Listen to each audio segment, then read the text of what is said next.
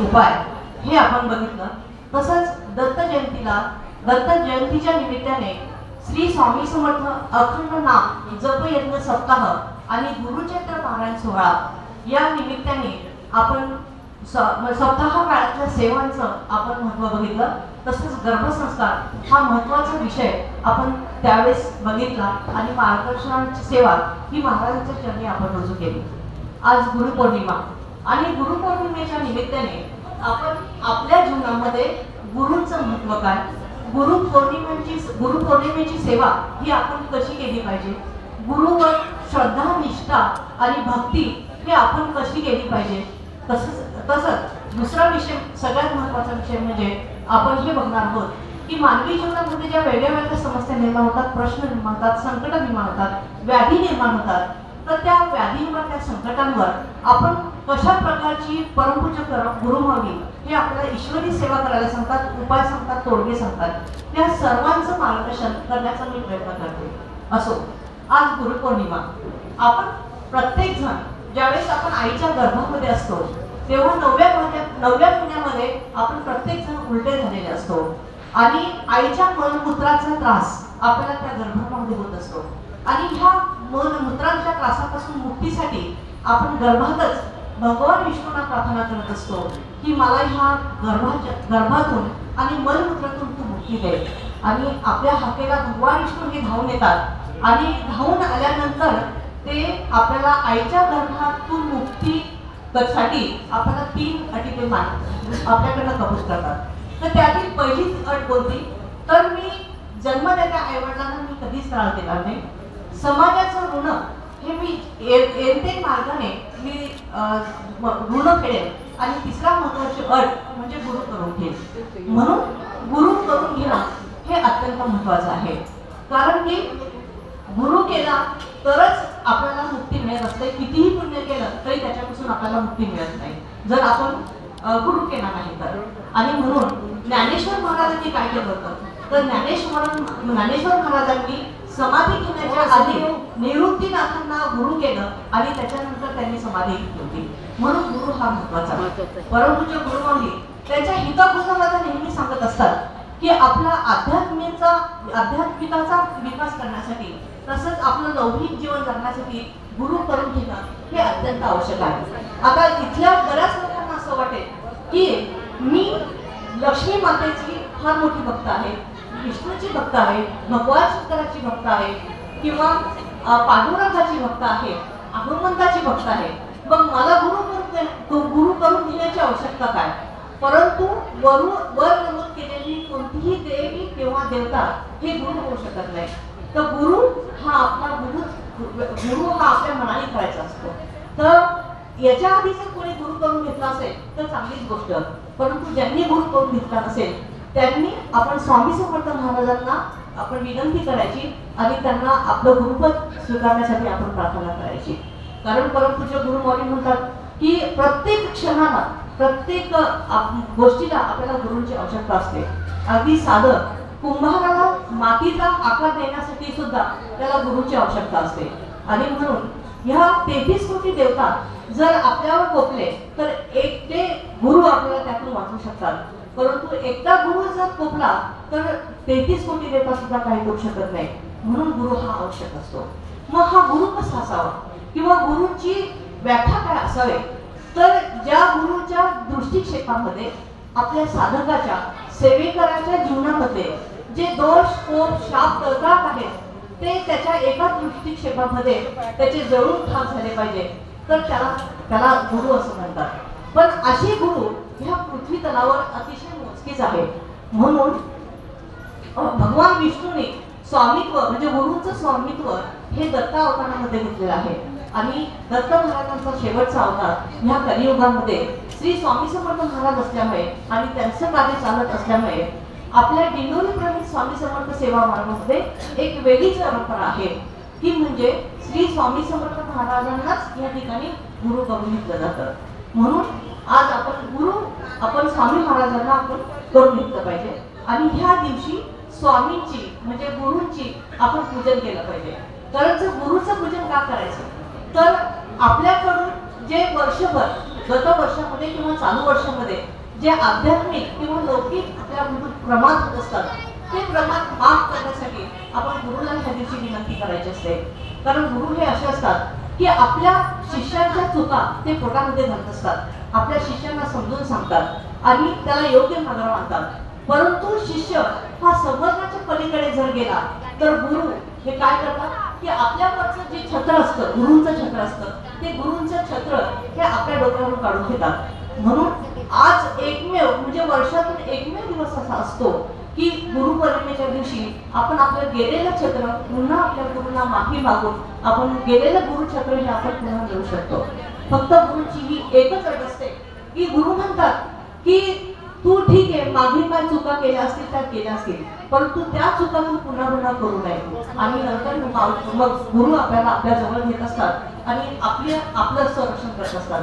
म्हणून गुरु करताना आज आपण स्वामींना प्रार्थना करायची की स्वामी तुम्ही आमचे गुरु आहात आणि तुम्हीच आमचे माता पिता बंधू भगिनी सखा हे सर्व आहात आणि ह्या गुरुपौर्णिमेपासून तर पुढच्या गुरुपौर्णिमेपर्यंत आमचं गुरुपद स्वीकारून तुम्ही आमच्या आणि आमच्या कुटुंबाचं रक्षण करा आणि आमचं योगेक्षण तुम्ही चालवा आणि जास्तीत जास्त सेवा तुम्ही आमच्या सर्वांकडून तुम्ही करून घ्या असं स्वामी समर्थ महाराजांना आपण आज प्रार्थना करायची. आणि गुरुपौर्णिमेचा आता ही जी आपण जे गुरु करणार आहे इथे सामूहिक पद्धतीने आपण तर गुरुंची पूजा केलंच आहे, परंतु आपल्या घरी सुद्धा या गुरुपौर्णिमेच्या निमित्ताने आपण पूजेची मांडणी करायची. आणि त्या पूजेची मांडणी कशी करायची तर आपल्या देवालयासमोर एक स्वच्छ जागा बघायची आणि आपल्या घरातली म्हणजे कुटुंबातली सर्व व्यक्ती त्या ठिकाणी एका सतरंगीवर बसतील अशी जागा तिथे निवडायची आणि ती जागा पाण्यामध्ये गोमित्र हळद आणि मीठ अख्खं मीठ टाकून ती जागा आपण स्वच्छ पुसून घ्यायची आणि त्या जागेवर एक छोटीशी रांगोळी काढून त्याच्यावर चौरंग ठेवायचा आणि चौरंगावर एक पिवळं वस्त्र अंथरायचं आणि पिवळं वस्त्र अंथरल्यानंतर त्या पिवळ्या वस्त्रावर चौकोनी तांदूळाचं मंडल काढायचं आणि चौकोनी मंडल काढल्यानंतर त्याच्यावर एक आपल्या तांदळामध्ये एक तांदूळ घ्यायचे आणि तांदूळ घेऊन त्याच्यामध्ये भगवान स्वामी समर्थ महाराजांची मूर्ती ठेवायची किंवा आपल्या गुरुमाऊलींनी ज्या पादुका दिलेल्या आहेत त्या पादुका जर आपल्याकडे असेल तर त्या पादुकाचं पूजन आपण आज करू शकतो.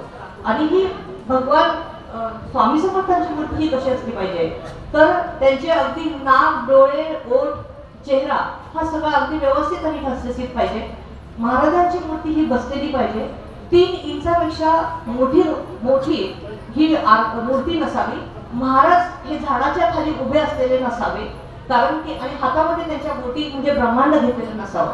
हे साधारणतः नियम पाळून आपण ती मूर्ती आपण ताम्हामध्ये ठेवायची आणि आपण त्याची षडोपचार पूजा करायची. षडोपचार पंचोपचार पूजा म्हणजे काय तर गंध अक्षता आणि धूप दीप नैवेद्य म्हणजे पंचोपचार पूजा आणि षडोपचार पूजा म्हणजे काय तर गंध अक्षता धूप दीप नैवेद्य आणि अभिषेक की जो या ठिकाणी झालेला आहे तर तो त्याला म्हणतात षडोपचार पूजा. तर ही षडोपचार पूजा करून स्वामी समर्थ महाराजांना आपण सर्वांनी विनंती करायची कुटुंबातल्या सगळ्या व्यक्तींनी आज एकत्र बसून करायची कारण की वर्षभर आपल्या कुटुंबाचं संरक्षण श्री स्वामी समर्थ महाराज हे करत असतात. म्हणून सर्वांनी एकत्र येऊन करायचं. त्याच्यानंतर ग्रंथ हे आपले गुरु असतात. म्हणून ज्या ठिकाणी आपण ही स्वामी महाराजांची मूर्ती मांडली त्याच्याच बाजूला एक छोटासा पुन्हा चौरंग मांडवायचा आणि त्याच्यावर पिवळं वस्त्र अंथरून आपण वर्षभरामध्ये जे आपण पारायण करतो ज्या ग्रंथाचे ते संपूर्ण ग्रंथ मग स्वामी चरित्र असेल दुर्गा सप्तशती असेल मल्हारी सप्तशती असेल भागवत असेल गुरुचरित्र नवनाथ हे जे सगळे जे पारायणचे ग्रंथ आहेत ते ग्रंथ त्या आपण त्या चौरंगावर ठेवायचे आणि त्याचा गंध अक्षरा आणि धूप दीप नैवेद्य दाखवून त्याची आपण पूजा करायची आणि महाराजांना गुरुपद स्वीकारण्यासाठी आपण क्रमणीची प्रार्थना करायची. आता हे आज जे आपण गुरुपौर्णिमेला गुरुपद महाराजांना जे घ्यायला सांगतो आहे आणि गुरुपद जे स्वीकारत आहेत तर त्याच्यासाठी फक्त ही पूजा करून किंवा आजच्या दिवस स्वामींची पूजा करून किंवा गुरूंची पूजा करून चालत नाही. तर त्याच्यासाठी गुरु आपल्याला प्रसन्न करून घेण्यासाठी काय करावं लागतं तर आपल्याला गुरु प्रसन्न करून घेण्यासाठी आपली गुरूंवर श्रद्धा निष्ठा आणि भक्ती ही व्यवस्थित असली पाहिजे. कारण श्रद्धा भक्ती निष्ठाशिवाय आपल्याला कधीही आपल्याला स्वामी महाराज प्रसन्न होत नसतात. म्हणून काय करायचं परमपूज्य गुरु माली काय म्हणतात की परमपूज्य गुरुमाऊली त्यांच्या हितबोधामध्ये नेहमी श्रद्धा आणि निष्ठेचं सगळ्यात महत्वाचं उदाहरण सांगतात ते म्हणजे शबरीचं. ते म्हणतात की भगवंतावर निष्ठा असावी तर शबरीसारखी. कारण शबरीने 40 वर्ष फक्त प्रभू रामचंद्राची सेवा केली होती आणि तिचं पूर्ण कारुण्य त्याच्यामध्ये खर्च केलं होतं आणि त्याच्यानंतर तिला प्रभू रामचंद्राचं दर्शन झालं होतं. नव्हे तर प्रभू रामचंद्रांना तिला दर्शन द्यावं लागलं. कारण की देव हा भक्ताचा भावाचा भुकेला असतो आणि त्याला जर आपण भक्तीने श्रद्धेने आपण जर त्याची सेवा केली तरच ते आपल्याला पसंत होतात. त्यानंतर असंच श्रद्धेचं आणि निष्ठेचं आपल्याला जर उदाहरण जर बघायचं असेल तर ते महाभारतामध्ये आढळतं की हे जे उदाहरण आहे किंवा ही जी कथा आहे तर ही कथा आपल्याला पांडव ज्यावेळेस वनवासात होते त्यावेळेस घडलेली ही घटना आहे. तर ज्यावेळेस पांडव वनवासामध्ये होते तर त्यावेळेस एकदा पांडवांनी असे ठरवलं की अर्जुनाचा सखा त्याच्यानंतर पांडवांचा जो संरक्षण करताय तो आणि द्रौपदीचा पटवर्धन म्हणजे भगवान श्रीकृष्ण यांना एकदा जेव घालायचं असं ते सगळे मिळून ठरवतात. परंतु हे ठरवल्यानंतर ज्यावेळेस हे ठरवतात की भगवान श्रीकृष्णांना जेव घालायचं त्यावेळेस त्या ठिकाणी भीम असतो. भीम कुठेतरी वनामध्ये काहीतरी कामाला गेलेला असतो. परंतु सगळ्यांना माहित असतं की आपण जरी सगळ्यांनी मिळून आपण ठरवलं तरी भीम आपल्याला काहीच म्हणणार नाही किंवा आपल्याला नाराजी व्यक्त करणार नाही. म्हणून त्यांनी काय केलं की ठरवलं की भगवान श्रीकृष्णाला जेवायला बोलायचं आणि मग त्यामध्ये सगळ्यात पहिले धर्मराज गेले भगवान श्रीकृष्णाकडे आणि श्रीकृष्णाला विनंती केली की आम्ही सगळ्यांनी पांडवांनी मिळून आज असे ठरवलेलं आहे की तुम्ही आमच्या घरी प्रसाद भक्षण करण्यासाठी यावं. परंतु श्रीकृष्ण भगवानांनी धर्मराजांनी अशी प्रार्थना केल्यानंतर त्यांनी त्यांच्याकडे पाहिलं सुद्धा नाही आणि काहीच बोलले नाही. मग धर्मराजांना फार आश्चर्य वाटलं, फार दुःख झालं आणि ते रिक्त हस्ते आपल्या झोपडीमध्ये परत गेल्यानंतर झालेली हकीकत त्यांनी अर्जुनाला सांगितली आणि अर्जुन म्हटला की ठीक आहे मी जातो आणि भगवान श्रीकृष्णाला बोलवतो. आणि अर्जुन गेले आणि अर्जुन गेल्यानंतर त्यांनी भगवान श्रीकृष्णांना प्रार्थना केली हात जोडून की आज तुम्ही आमच्या घरी जेवायला प्रसाद घेण्यासाठी यावं. तरी त्यांना सुद्धा म्हणजे अर्जुनाला सुद्धा पुन्हा धर्मराजासारखा अनुभव आला. धर्मराजाकडे जसं पाहिलं नाही तसं अर्जुनाकडे सुद्धा भगवान श्रीकृष्णांनी पाहिलं नाही. अर्जुन सुद्धा रिक्त हस्ते परत आला. त्याच्यानंतर नकुल सहदेव गेले त्यांना सुद्धा तसाच अनुभव आला. त्यानंतर द्रौपदी गेली, द्रौपदी सुद्धा रिक्त हस्ताने परत आले. सगळेजण नाराज झाले आणि आपल्या झोपडीमध्ये बसून राहिले. तिकडनं मग वनातून आपला भीम आला आणि भीमाने बघितलं की सगळे असे हे नाराज अवस्थेत बसलेले. त्यांनी विचारलं की तुम्हाला काय झालं, असं कोणतं संकट पांडवावर आलं की ज्यामुळे तुम्ही सगळेजण नाराज बसलेले आहेत. तर त्यावेळेस मग धर्मराजांनी सांगितलं की आम्ही सगळेजण आळीपाळीने श्रीकृष्णाकडे गेलो आणि श्रीकृष्णाला हात जोडून विनंती केली की आज तुम्ही आमच्याकडे जेवायला या. पण श्रीकृष्ण होई म्हणत नाही आणि नाही म्हणत नाही आणि म्हणून आम्ही नाराज झालो आणि अशी बसलो. त्यावेळेस मी म्हटला ठीक आहे तुम्ही फक्त जेवणाची तयारी करा. भगवान श्रीकृष्णाला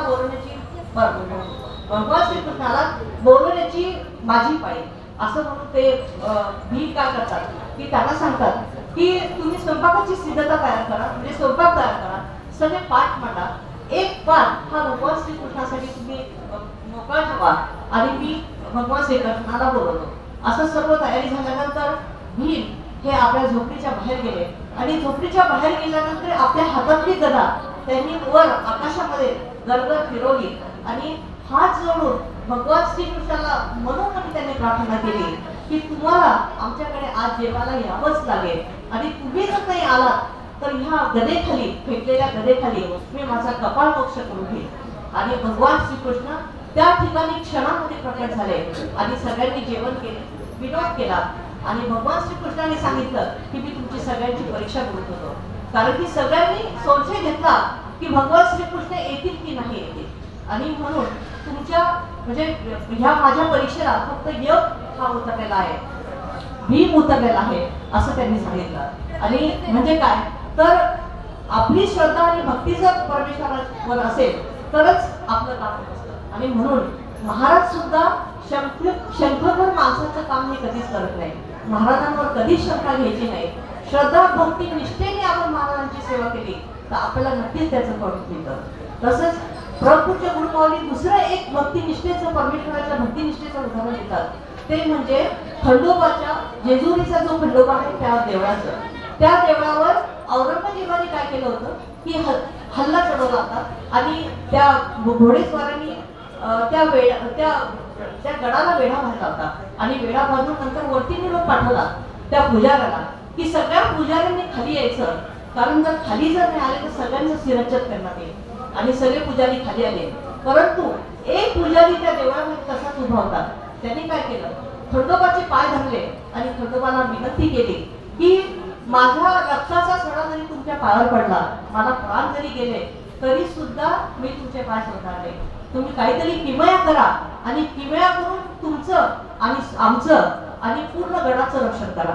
त्यावेळेस मग खंडोबाने काय केलं होतं, तर खंडोबाने मुख्य द्वारातून अगदी विषारी भुंगे तिथे सोडले होते आणि सगळ्या घोडेस्वाराला आणि घोड्यांना ते चावले आणि सगळे त्याच्यामुळे बेशुद्ध पडले. तर त्याच्यापैकी फक्त एकच घोडेस्वार शुद्धीवर होता. तर तोही खंडेरावांनी मुद्दाम ठेवला होता की औरंगजेबाला त्यांनी निरोप द्यावा. तो गेला, घोडा घेऊन गेला आणि औरंगजेबाला सांगितलं. औरंगजेब तिथे आला, त्यांनी सगळं अवलोकन केलं, कारण त्यांनी ओळखलं की इथे नक्कीच काहीतरी दैविक शक्ती आहे. आणि कारण की औरंगजेब हा हुशार होता.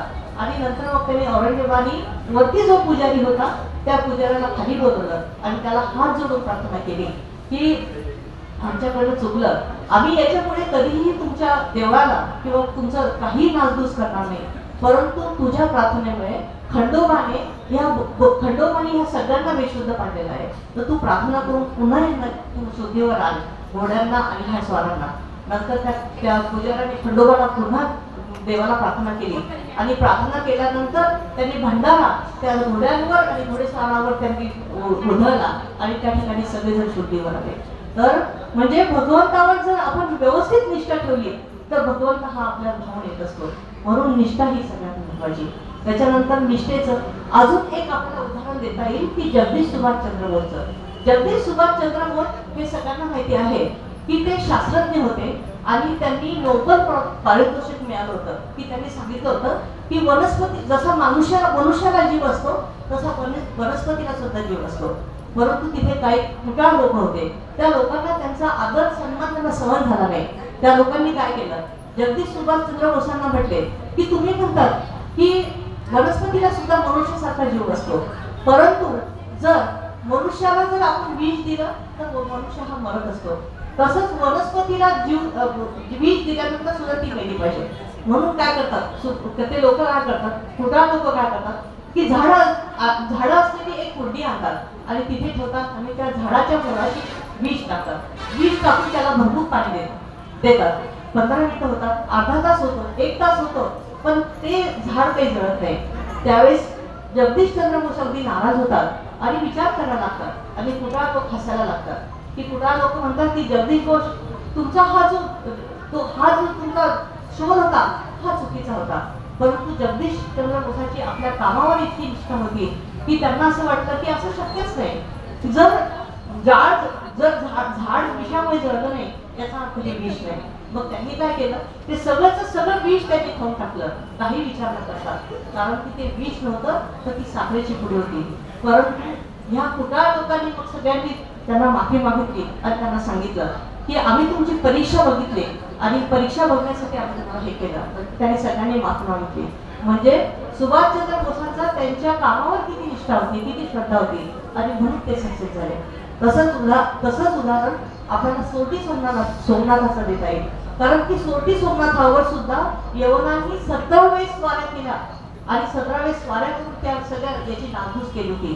परंतु सोरटी सोमनाथ तिथे 300 पुजारी होते आणि 300 पुजाऱ्यापैकी एक सुद्धा पुजारी वरती गेला नाही किंवा त्याच्या भगवान शंकराच्या पिढीला धरलं नाही आणि त्यांनी असं म्हटलं नाही की मी माझा प्राण गेला तरी चालेल, परंतु मी याची नासधूस होणार नाही. म्हणून उलट काय व्हायचं की यवन यायचे आणि त्याची नासधूस करायचे त्या पिंडेची आणि त्यांचीच घोडी घ्यायचे, त्यांचं सामान सुद्धा लुटायचे आणि निघून जायचे. कारण की सोरटी सोमनाथच्या पुजाऱ्यांची त्यांच्यावर श्रद्धाच नव्हती, म्हणून देव सुद्धा त्यांनी काहीच करू शकले नाही. म्हणजे आपली जर भक्ती श्रद्धा जर नसेल तर देव सुद्धा त्याच्यावर काही करू शकत नाही. विद्यारण्य स्वामींनी सुद्धा गायत्रीचे 24 पुनरचन केले होते. उद्देश काय होता त्याचा, तर गायत्रीचं दर्शन त्यांना, गायत्री मातेचं दर्शन केलं पाहिजे होतं, म्हणून 24 पुनरचने त्यांनी केली. आणि तरी सुद्धा त्यांना गायत्री मातेचं दर्शन झालं नाही. तेव्हा ते चिडले आणि त्यांनी सांगितलं की ठीक आहे, आजपासून मी गायत्री मातेची उपासना करणार नाही. परंतु त्याच दिवशी गायत्री माता त्यांच्या स्वप्नामध्ये गेल्या आणि स्वप्नामध्ये गेल्यानंतर त्यांना सांगितलं की तू जे 24 पुनरचने जे गायत्री मातेची केली त्याच्यामुळे तुझे 24 पापाचे डोंगर हे जळून खाक झालेले, परंतु तू अजून जर 25वा गायत्री मंत्राचं तू पुनरचन केलं तर तुला नक्कीच गायत्री माता दर्शन देईल, म्हणजे मी दर्शन देईन असं गायत्री माता म्हटली. आणि त्यांनी 25वा पुनरचन केलं आणि गायत्री माता तिने प्रकट झाली आणि त्यांना दर्शन दिलं. म्हणजे केवळ उपासनेपासून आपला भक्त हा दूर जाऊ नये म्हणून तिने काय केलं, तिने त्यांना दर्शन दिले. असे अनेक उदाहरण आहे. भक्त प्रल्हाद सुद्धा काय म्हटले होते की अनुरेणूमध्ये परमेश्वर आहे, अनुरेणूमध्ये परमेश्वर हा सामावलेला आहे. आणि म्हणून भगवंताला नरसिंहाचं रूप घेऊन धारण करून घ्यावं लागलं. नामदेव पुत्राने सुद्धा नैवेद्य विठ्ठलाला खायला सांगितला होता आणि त्यांना प्रकट व्हावं लागलं. स्वामी समर्थचं जे स्वामी चरित्र आहे तुम्ही सगळ्यांनीच वाचलं असेल, त्याच्यात सुद्धा स्वामी सुतांची गोष्ट आहे, ती सुद्धा सगळ्यांना माहिती आहे. परंतु स्वामी सुतांवर तुम्हाला माहिती की त्यांच्या नंतर प्राण गेले होते, कारण महाराजांनी बरेच त्यांना निरोप पाठवले पण ते आले नाही. म्हणजे परमेश्वरावर जर आपली भक्ती, श्रद्धा, निष्ठा, प्रेम असेल तर परमेश्वर हा भाव देत असतो. म्हणून तुम्ही जास्तीत जास्त जर परमेश्वराची म्हणजे स्वामी समर्थ महाराजांची जर तुम्ही सेवा केली तर आपल्याला नक्कीच स्वामी समर्थ महाराज आपल्या मनातल्या इच्छा ह्या पूर्ण करतील. आता गुरुपौर्णिमेच्या निमित्ताने आपण जी आपल्या गुरूंची पूजा केली तर त्याच्यासाठी आपल्याला काय करावं लागतं की आपल्याला सगळ्यांना माहिती आहे की पूर्वीच्या काळी ज्यावेळेस राजे लोक किंवा शिक्षक जे होते तर ज्यावेळेस विद्यार्थ्यांना शिक्षण द्यायचे तर त्याच्यानंतर त्यांना गुरुदक्षिणा द्यावी लागायची गुरूंना. तसंच आपल्या गुरूंना सुद्धा आपण गुरुदक्षिणा दिली पाहिजे. आता आपले गुरु म्हणजे स्वामी समर्थ. स्वामी समर्थांना आपल्या गुरुदक्षिणा आपण काय द्यायची, काय द्यायला पाहिजे, कारण महाराजांना पैसा, धन, संपत्ती हे काहीच नाही पाहिजे. कारण की स्वतः महाराजांनी स्वतः आपल्या अंगावरचे सगळे कपडे काढलेले आहेत, अगदी छोटीशी लकोटी शिरलेली आहे, कारण त्यांना काहीच नव्हतं. तर त्यांना गुरुदक्षिणा म्हणून आपल्याला काय पाहिजे, त्यांना काय पाहिजे तर ग्राम अभियान. तर ग्राम अभियान म्हणजे काय, तर ग्राम अभियान म्हणजे परमपूज्य गुरुमाऊली काय म्हणतात, परमपूज्य गुरुमाऊली म्हणतात की खूप सेवा करून जर सेवेकऱ्यांचे प्रश्न सुटले नाही तर सगळ्यात शेवटची सेवा परमपूज्य गुरुमाऊली सांगतात की ग्राम अभियान करणं. कारण ग्राम अभियानाने प्रत्येक व्यक्तीचे प्रत्येक प्रश्न हे सुटत असतात. तर ग्राम अभियान म्हणजे काय, तर ग्राम अभियान म्हणजे स्वामी समर्थ महाराज कोण आहेत हे आपण आपल्या गुरुकडून किंवा वेगवेगळ्या सेवाकऱ्याकडनं किंवा माऊलींचे युट्यूबवर बरेच मार्गदर्शन असतात, हितगुज असतात, ते सगळं ऐकून आपल्या ह्या याच्यामध्ये कोणत्या कोणत्या सेवा आहेत, भरपूर सेवा आहेत. पितरांची सेवा, कुलदेवताची सेवा, कुलदेवीची सेवा, त्याच्यानंतर वास्तुदोष, पितृदोष, असं अफाट ज्ञान त्या ठिकाणी आहे. हे आपण ऐकून आणि याचा अभ्यास करून आज आपल्या समजा आरती झाली, आपल्या केंद्रामध्ये रोज आरती झाली की आरती नंतर आपलं यायचं आणि ही सेवा आपण दुसऱ्यांना सांगायची किंवा दुसऱ्यापर्यंत पोहोचवायची. म्हणजेच काय, दिव्याने दिवा लावायचा. संत ज्ञानेश्वर, संत तुकाराम काय म्हणायचे की जे आपणाशी ठावे ते इतरांशी सांगावे, शहाणे करून सोडावे इतरांशी. म्हणजे आपल्यापुरतीच आपण सेवा आपण ठेवायच्या नाही, तर आपल्याला ज्या ज्या गोष्टी माहिती झाल्या वाचून म्हणा, ऐकून म्हणा, बघून म्हणा, तर किंवा अनुभवाने जर आपल्याला काही गोष्टी माहिती झाल्या तर त्या सेवा आपण त्या दुसऱ्यांना सांगायच्या. दुसऱ्यांचं दुःख आपण दूर करायचं आणि दुसऱ्यांचं दुःख दूर करणं म्हणजे ही परमेश्वराची खरी सेवा असं आपण म्हटलं पाहिजे. तर आता ग्राम अभियानाचा आणखीन एक सगळ्यात सोपा मार्ग कोणता, तर सोपा मार्गानं वाचन, मनन, पठन, चिंतन बऱ्याच लोकांना जमत नाही, ग्रंथांचं ज्ञान घेणं जमत नाही. तर सगळ्यात सोपा मार्ग कोणता, तर ग्राम अभियानचा सगळ्यात सोपा मार्ग म्हणजे आपल्याला आलेले अनुभव हे आपण आरती नंतर माईकवर येऊन आपण सांगायचे. कारण की हा मार्ग जो आहे स्वामी समर्थांचा जो मार्ग आहे तो मार्ग अनुभूतीचा मार्ग आहे. इथे बसलेले प्रत्येक सेवेकरीला असं कोणीच सेवेकरी नाही की त्यांना अनुभव आलेला नाही.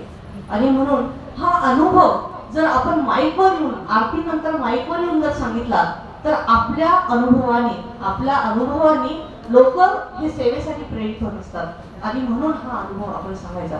या अनुभवावरून मला स्वतःचा अनुभव एके ठिकाणी विशद करावासा वाटतो. कारण की जवळजवळ 27 वर्षापासून स्वामी महाराजांच्या कृपेने मला महाराजांनी सेवेमध्ये घेतले आहे. परंतु त्यावेळेस संसारिक जबाबदाऱ्या खूप असल्यामुळे त्या ठिकाणी फक्त म्हणजे औरंगाबाद जालन्याला असताना मला त्यावेळेस काहीच टाइम मिळायचा नाही.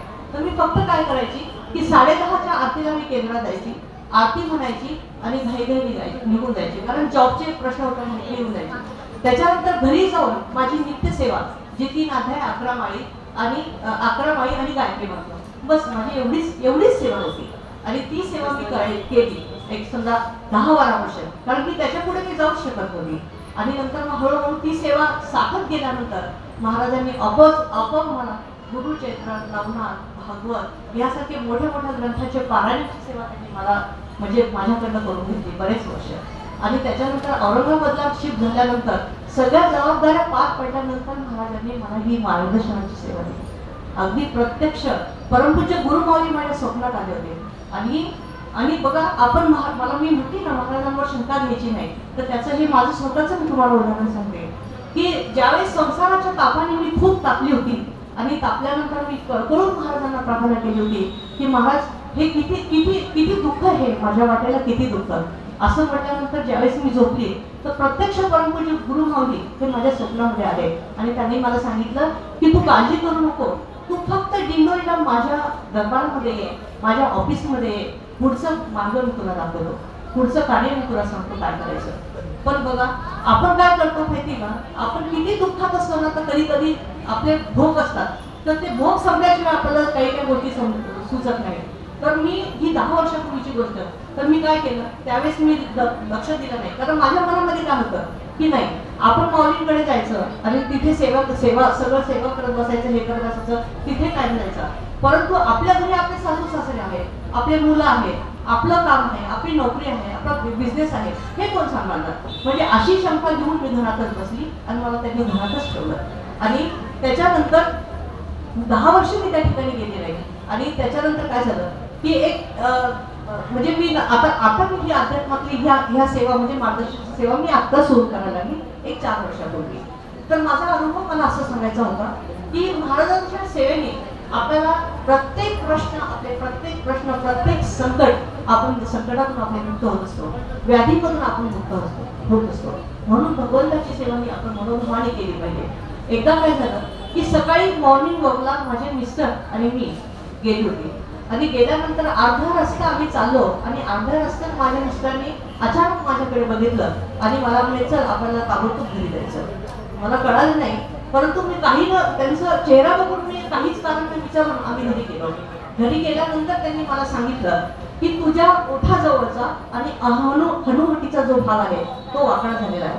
मी आरशात बघितलं तर खरोखर तो भाग तसा वाकडा झाला होता आणि हळूहळू हा प्रॉब्लेम वाढायला लागला होता. मग आम्ही ठरवलं की आपल्याला लगेच दवाखान्यामध्ये जायचं.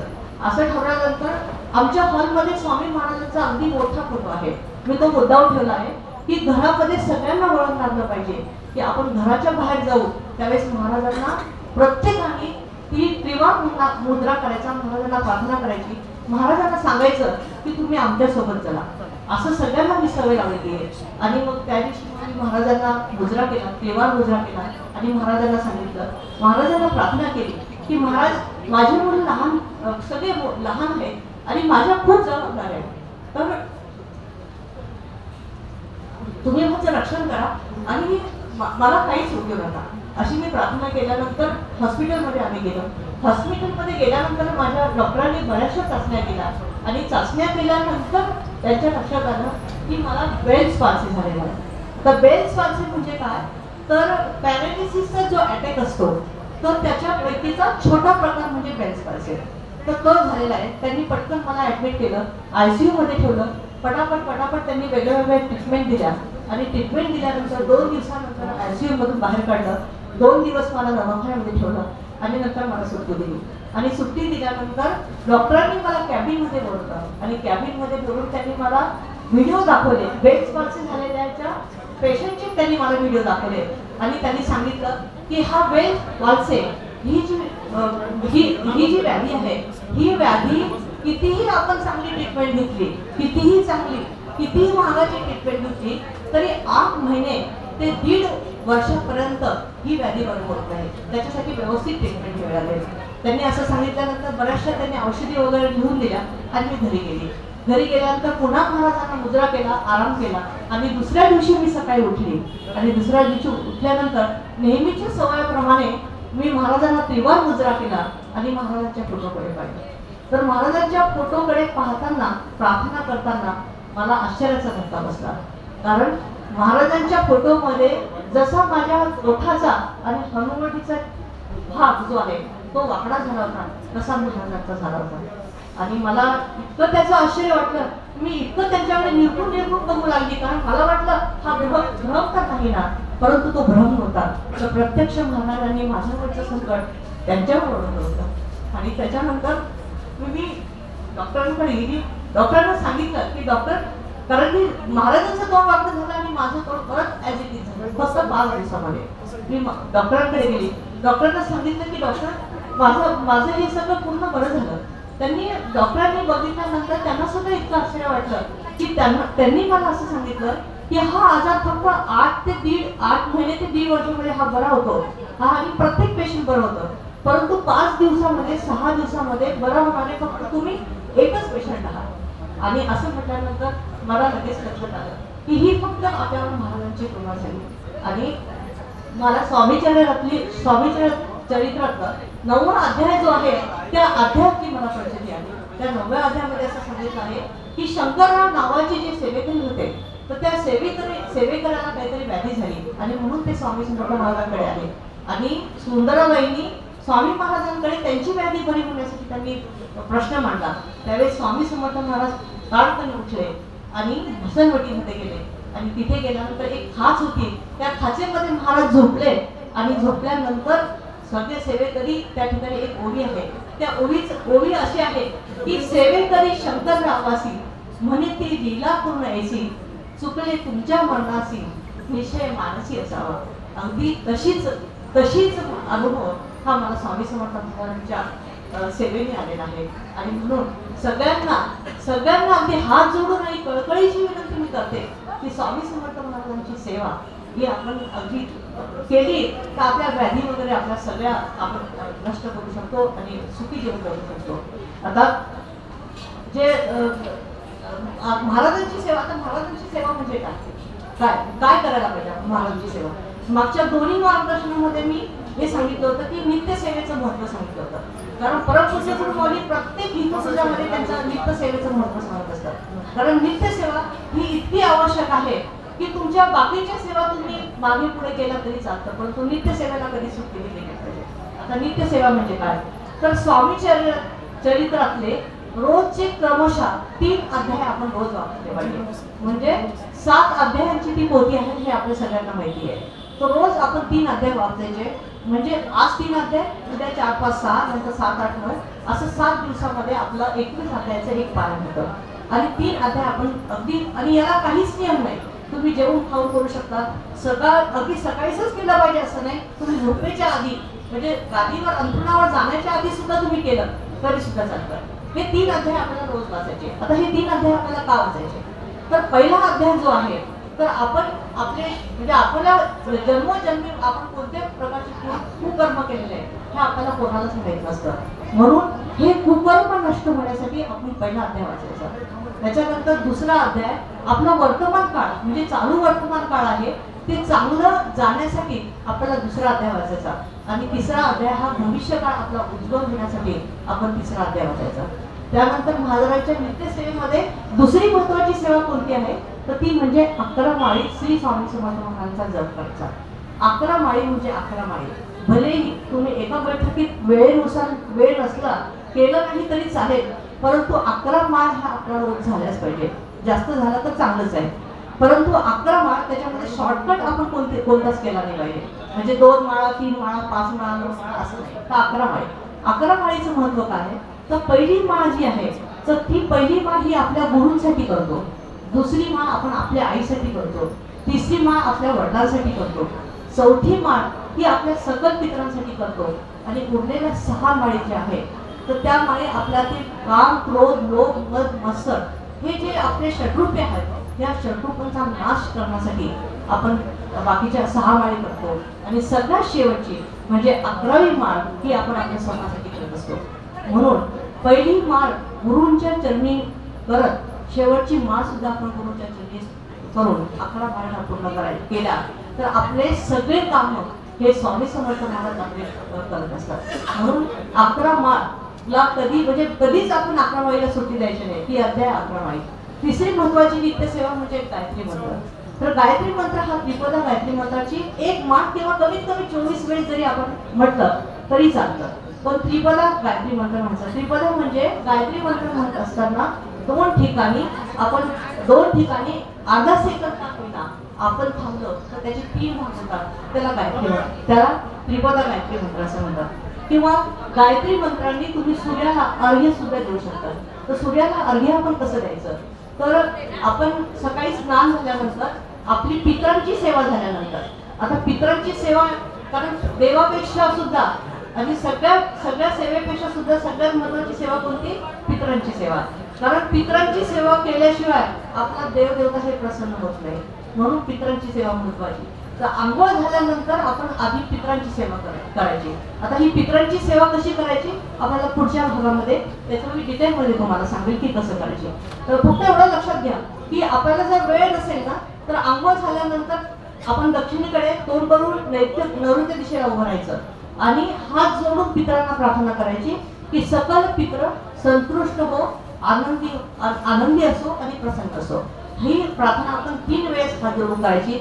नंतर पुन्हा आपण हातपाय धुवायचे आणि नंतर मग आपण ही जी सूर्यनारायण भगवानला जी गायत्री मंत्र म्हणून आपण जे अर्घ्य दिलेलं आहे ती आपण सेवा करू शकतो. आणि जर आपल्याला अर्घ्य वगैरे करणं जमत नसेल तर एक गायत्री मंत्राची माळ किंवा 24 वेळेस गायत्री मंत्र म्हटला तरी सुद्धा जातो. आणि चौथी महत्वाची सेवा म्हणजे आपल्या घरामध्ये जे स्वामी समर्थ महाराजांचं जे अधिष्ठान आपण ठेवलेलं आहे किंवा जे आपले देवघर देवार आहे त्या सगळ्या देवांना आपण रोज सकाळी आणि संध्याकाळी नैवेद्य दाखवायचा. तर नैवेद्य म्हणजे काय तर रोज आपण जो स्वयंपाक करतो तोच परंतु सगळ्यांच्या जेवणाच्या आधी आपण तो नैवेद्य दाखवायचा. आणि नैवेद्य हा शाकाहारी असावा, मांसाहारी नसावा. आणि ज्या दिवशी आपल्याकडे मांसाहार झालेला असेल त्या दिवशी फक्त दूध, साखर आणि फ्रूट याचा नैवेद्य तुम्ही दाखवू शकता. नैवेद्याचं इतकं महत्व. नैवेद्य कसा दाखवायचा तर आपल्या ह्या मधल्या 2 बोटांनी म्हणजे अनामिका आणि मधलं बोट म्हणजे शनीचं बोट या 2 बोटांनी पाण्यामध्ये बुडवून आपण भरीव चौकोन मंडळ काढायचं आणि जे आपल्या ताटामध्ये व्यवस्थित जो स्वयंपाक असतो जो आपण मांडलेला तो पूर्ण ताट त्या मंडळावर ठेवायचं आणि एक तुळशीचं पान आपण भातावर ठेवायचं किंवा आपल्या अन्नावर ठेवायचं. आणि भाजी भाकरीचा सुद्धा नैवेद्य चालतो. त्याच्यासाठी अगदी वरण भात भाजी पोळी काहीतरी पचमावणं असं काही नाही. जो स्वयंपाक केला तो त्याच्यावर एक तुळशीपत्र ठेवायचं. एक तुळशीपत्र पुन्हा घ्यायचं, पाण्यामध्ये बुडवायचं आणि 3 वेळेस आपण गायत्री मंत्र म्हणायचा. म्हणजे एकदा गायत्री म्हणायचा, मंत्र म्हणायचा, पुन्हा पाणी बुडवायचं, पुन्हा गायत्री म्हणायचं, पुन्हा तुळशीचं पान बुडवायचं, असं 3 वेळेस म्हणायचं. आणि म्हणून नंतर ओम प्राणाय स्वा, अपानाय स्वा, व्यनाय स्वा, समानाय स्वा, उदानाय स्वा, ब्रह्मणे स्वा, नैवेद्य समर्पयामी असं म्हणून आपण तो नैवेद्य दाखवायचा. नैवेद्याचं महत्व काय आहे तर नैवेद्याचं महत्व असं आहे की नैवेद्याचा अधिकार आपण का नैवेद्य दाखवतो तर नैवेद्याचा अधिकार सगळ्यात आधी पृथ्वी मातेचा आहे. कारण ह्या पृथ्वी मातेने तिच्या पोटातून आपल्याला अन्नधान्य दिलेलं आहे. म्हणून आपण ते चौकोन मंडळ काढतो पृथ्वीवर आणि त्याच्यावर ताट ठेवतो. म्हणून पहिला अधिकार हा कोणाचा आहे तर पृथ्वी मातेचा. आणि दुसरा अधिकार मग नैवेद्यावर कोणाचा तर ज्या परमेश्वराच्या कृपेने आपल्याला हे अन्नधान्य मिळालंय त्या परमेश्वराचा तो अधिकार असतो. आणि तिसरा अधिकार नंतर मग आपण नैवेद्य दाखवल्यानंतर तो नैवेद्य जो आपण ग्रहण करतो तो आपल्या भविष्याचा तो अधिकार असतो. म्हणून नैवेद्य दाखवणं हे अत्यंत महत्वाचं आहे. याच्यामध्ये सगळ्यात महत्वाची सूचना आहे की नैवेद्य दाखवताना आपण एक तर एक दिवा किंवा एक उदबत्ती आपली असली म्हणजे लावलेली असली पाहिजे. कारण की म्हणजे स्वामी समर्थ महाराज किंवा कोणतीही देवता नैवेद्य हे अग्नीच्या साक्षीशिवाय करू शकत नाही. आणि आता मी मागच्या वेळेस सुद्धा नित्य सेवेचं महत्व 2दा सांगितलं बरं आणि सगळ्यांना माहिती सुद्धा आहे नित्यसेवेचं महत्व सांगितलं होतं, पंचमहायज्ञाचं सुद्धा महत्व सांगितलं होतं. तर पंचमहायज्ञ म्हणजे काय? कारण आपण जन्माला येतो ना, तर अनेक प्रकारचे ऋण आपण आपल्यावर घेऊन येत असतो आणि ते ऋण आपल्याला फेडायचं असतं. तर म्हणून पंचमहायज्ञ शब्द मोठा पण कृती अतिशय छोटी. तर पंचमहायज्ञ म्हणजे काय? तर सकाळी आपली आंघोळ झाल्यानंतर चिमूटभर साखर आपल्या काळ्या मुंग्याला घरामध्ये टाकायची. म्हणजे काळ्या मुंग्या घरामध्ये असो किंवा नसो, तर काळ्या मुंग्यांना जर आपण साखर टाकली तर तो भूत येत नाही. त्याच्यानंतर दुसऱ्या नंबरचा जो यज्ञ आहे तर तो म्हणजे गाईला आपण आपल्या घरात गोघास म्हणजे गाईला घास द्यायचा, अन्नाचा घास द्यायचा. तर त्याला म्हणतात ऋषी यज्ञ. कारण ऋषींनी आपल्यावर अनेक वेद ग्रंथ वगैरे घेऊन आपल्याला ज्ञान प्राप्त करून दिले आहे आणि त्याचं ऋण आपल्यावर आहे, ते ऋण ज्ञानाचं ऋण. म्हणून आपण हा ऋषी म्हणजे देवी गाईला घास घालून आपण हा यज्ञ करायचा असतो. आणि तिसरा महत्वाचा यज्ञ म्हणजे दुपारी 12च्या नंतर आपण कावळ्याला घास आपण वरती आपल्या छतावर ठेवायचा दुपारी 12च्या नंतर. त्याला म्हणतात पितृयज्ञ. तर कारण पितरांचे आपल्यावर इतके उपकार असतात की बिचाऱ्यांनी आपल्याला लहानसं मोठं केलेलं असतं, शिक्षण दिलेलं असतं, पोट्यापाण्याला लावलेलं असतं, त्यांनी त्याचा कितीतरी त्याग त्याच्यामध्ये असतो. म्हणून आपण जर कावळ्याला जर अन्न दिलं तर तो पितरांना पोहोचत असतो. म्हणून आपण पितृयज्ञ तो करायचा असतो. चौथा यज्ञ असतो की तो म्हणजे देवयज्ञ. हा देवयज्ञ कसा करायचा? तर पूर्वीच्या काही घरोघरी माती म्हणजे चुली वगैरे होता, पण आता 99% लोकांकडे चुली नाही. म्हणून आपण एका नदी पेपरवर गाईचं शुद्ध तूप 2-4 थेंब टाकायचं, तो जाळायचा आणि आपल्या आग्नेय कोपऱ्यामध्ये तो जाळायचा. तो झाला देवयज्ञ. म्हणजे अग्नीद्वारे देवतांना ते जेवण जातं. तर म्हणून तो झाला देवयज्ञ. आणि सगळ्यात महत्त्वाचा नंतरचा जो यज्ञ आहे तो म्हणजे मनुष्ययज्ञ. तो मनुष्ययज्ञ कसा करायचा? तर आपल्या घरी जे काही पाहुणे येतात किंवा जो पण येतो तर त्यांना चहा, कॉफी, जेवण किंवा नाश्ता जे आपल्या ऐपतीप्रमाणे आपण करू शकतो ते आपण करायचं. आणि जर काही झालंच नाही तर लहान मुलांना चहा, गोळी, बिस्किट, चॉकलेट आपण देऊ शकतो. म्हणून पंचयज्ञ हा फार महत्त्वाचा. मी म्हटलं की मागे तुम्हाला सांगितलं होतं की मागच्या वेळेस मी तुम्हाला नित्यसेवाचं पण महत्त्व सांगितलं होतं, अगदी जेव्हा झालं तेव्हा. आणि पंचमहायज्ञाचं सुद्धा महत्त्व सांगितलं होतं. मला फक्त सांगा, मला वरती हात करा की कोण नित्यसेवा करतं आणि पंचमहायज्ञ कोण करतं? हात वरती करा. फार कमी हात आहे. कारण पंचमहायज्ञ हा अतिशय महत्त्वाचा आहे. कारण की आपल्याला ऋण हे फेडता आलं पाहिजे. आपल्याला प्रत्येकावर ऋण हे आहे की ह्या ऋणावरून, ह्या पंचमहायज्ञावरून त्याचं महत्त्व कळावं. म्हणून तुम्हाला एक छोटीशी कथा सांगते की एकदा काय झालं होतं की वनवासाच्या काळामध्ये सीता मातेला फिरत असताना खूप तहान लागली होती. आणि तहान लागल्यानंतर तिने रामाला सांगितलं की मला खूप तहान लागली. आणि मग रामाने पाण्याचा शोध घेतला की कुठे मला पाणी मिळतं का? परंतु कुठेच पाणी मिळत नव्हतं, कारण की सगळीकडे जंगल हे पसरलेलं होतं. आणि मग त्यांनी काय केलं की पृथ्वी मातेला भगवान प्रभू रामचंद्रांनी प्रार्थना केली की ज्या ठिकाणी पाणी असेल त्या ठिकाणचा मार्ग आम्हाला दाखव, म्हणजे आम्ही त्या ठिकाणी पोहोचू. असं प्रार्थना केल्यानंतर त्या ठिकाणी एक मोर आला. आणि मोर आल्यानंतर मग त्यांनी सांगितलं रामाला की इथे जवळच एक जलाशय आहे, ते जलाशय मी तुम्हाला दाखवतो आणि तुम्हाला तो मार्ग दाखवतो. तर मी उडत जाईल आणि तुम्ही मात्र पायपाय चालाल, म्हणून आपली चुकामुक होईल. म्हणून मी काय करतो की उडत जातो, तुम्ही पायपाई या. परंतु तुमच्या मार्गामध्ये मी माझे एक पीस खाली टाकतो. मोराचं पीस म्हणजे एक पीस मी खाली टाकतो आणि त्या पिसाच्या मार्गाने त्याने पोहोचू शकतात. आणि असं सुरू झालं.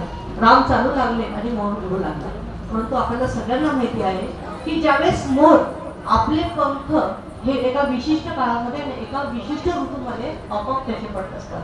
परंतु जेव्हा मोर आपल्या इच्छेच्या विरुद्ध ज्यावेळेस पंख सोडतो त्यावेळेस त्याचा मृत्यू होत असतो. आणि तसंच झालं. म्हणजे मोर पंख सोडत गेला आणि त्याचा मृत्यू जवळ आला. तर त्यावेळेस मोर स्वतःला म्हणतो की मी किती भाग्यवान आहे की जगाची तहान भागवणारा राम आणि त्याची तहान भागवण्याचं सौभाग्य मला प्राप्त होतं. मी किती धन्य झालो. आणि म्हणून माझा मृत्यू जरी झाला तरी आता माझी कोणतीच इच्छा राहिलेली नाही. असं म्हणून तो पीस सोडत जातो आणि त्या जलाशयाजवळ पोहोचतो. तिथे राम येतात आणि राम म्हणतात की माझ्यामुळे तू तुझा प्राण गमावला, परंतु तुझं जे ऋण आहे ते माझ्यावर आहे आता. आणि तुझा हा जो ऋणानुबंध हा निर्माण झालेला आहे हा ऋणानुबंध म्हणजे तुझं ऋण मी पुढच्या जन्मामध्ये मी तुला माझ्या डोक्यावर धारण करेन.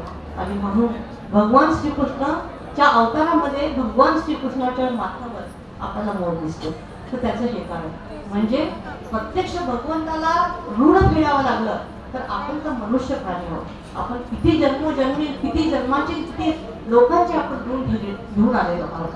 आणि ह्या ऋण घेतल्यामुळे आपले बरेचसे काम होत नाही. बऱ्याच वेळेस काय होतं माहिती का की आपण ऋण फेडत नाही आणि त्याच्यामुळे काय होतं की असे बरेचसे देणेकरी असतात आणि त्यांचे कोणाचे शाप प्रकार घेऊन येतो देणेकरी असतात.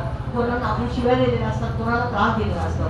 तर असे लोक आपल्या दुसऱ्या जन्मामध्ये आपले बहीण भाऊ शेजारी मित्र नातेवाईक हे बनून येतात आणि आपला छळ करतात आणि त्यांचं ऋण ते फेडून देतात. आणि म्हणून आपण असं आणि आपण जर कोणाला चांगली मदत केली कोणाचं चांगलं काम केलं तर मित्र म्हणून किंवा आपले दुसरे नातेवाईक म्हणून आपल्याला ते मदत करायला सुद्धा येतात. आणि म्हणून ऋण हे आपण फेडलं पाहिजे. कारण की आपल्याला पुढचा जन्म कोणता वेळ आपल्याला सांगता येत नाही.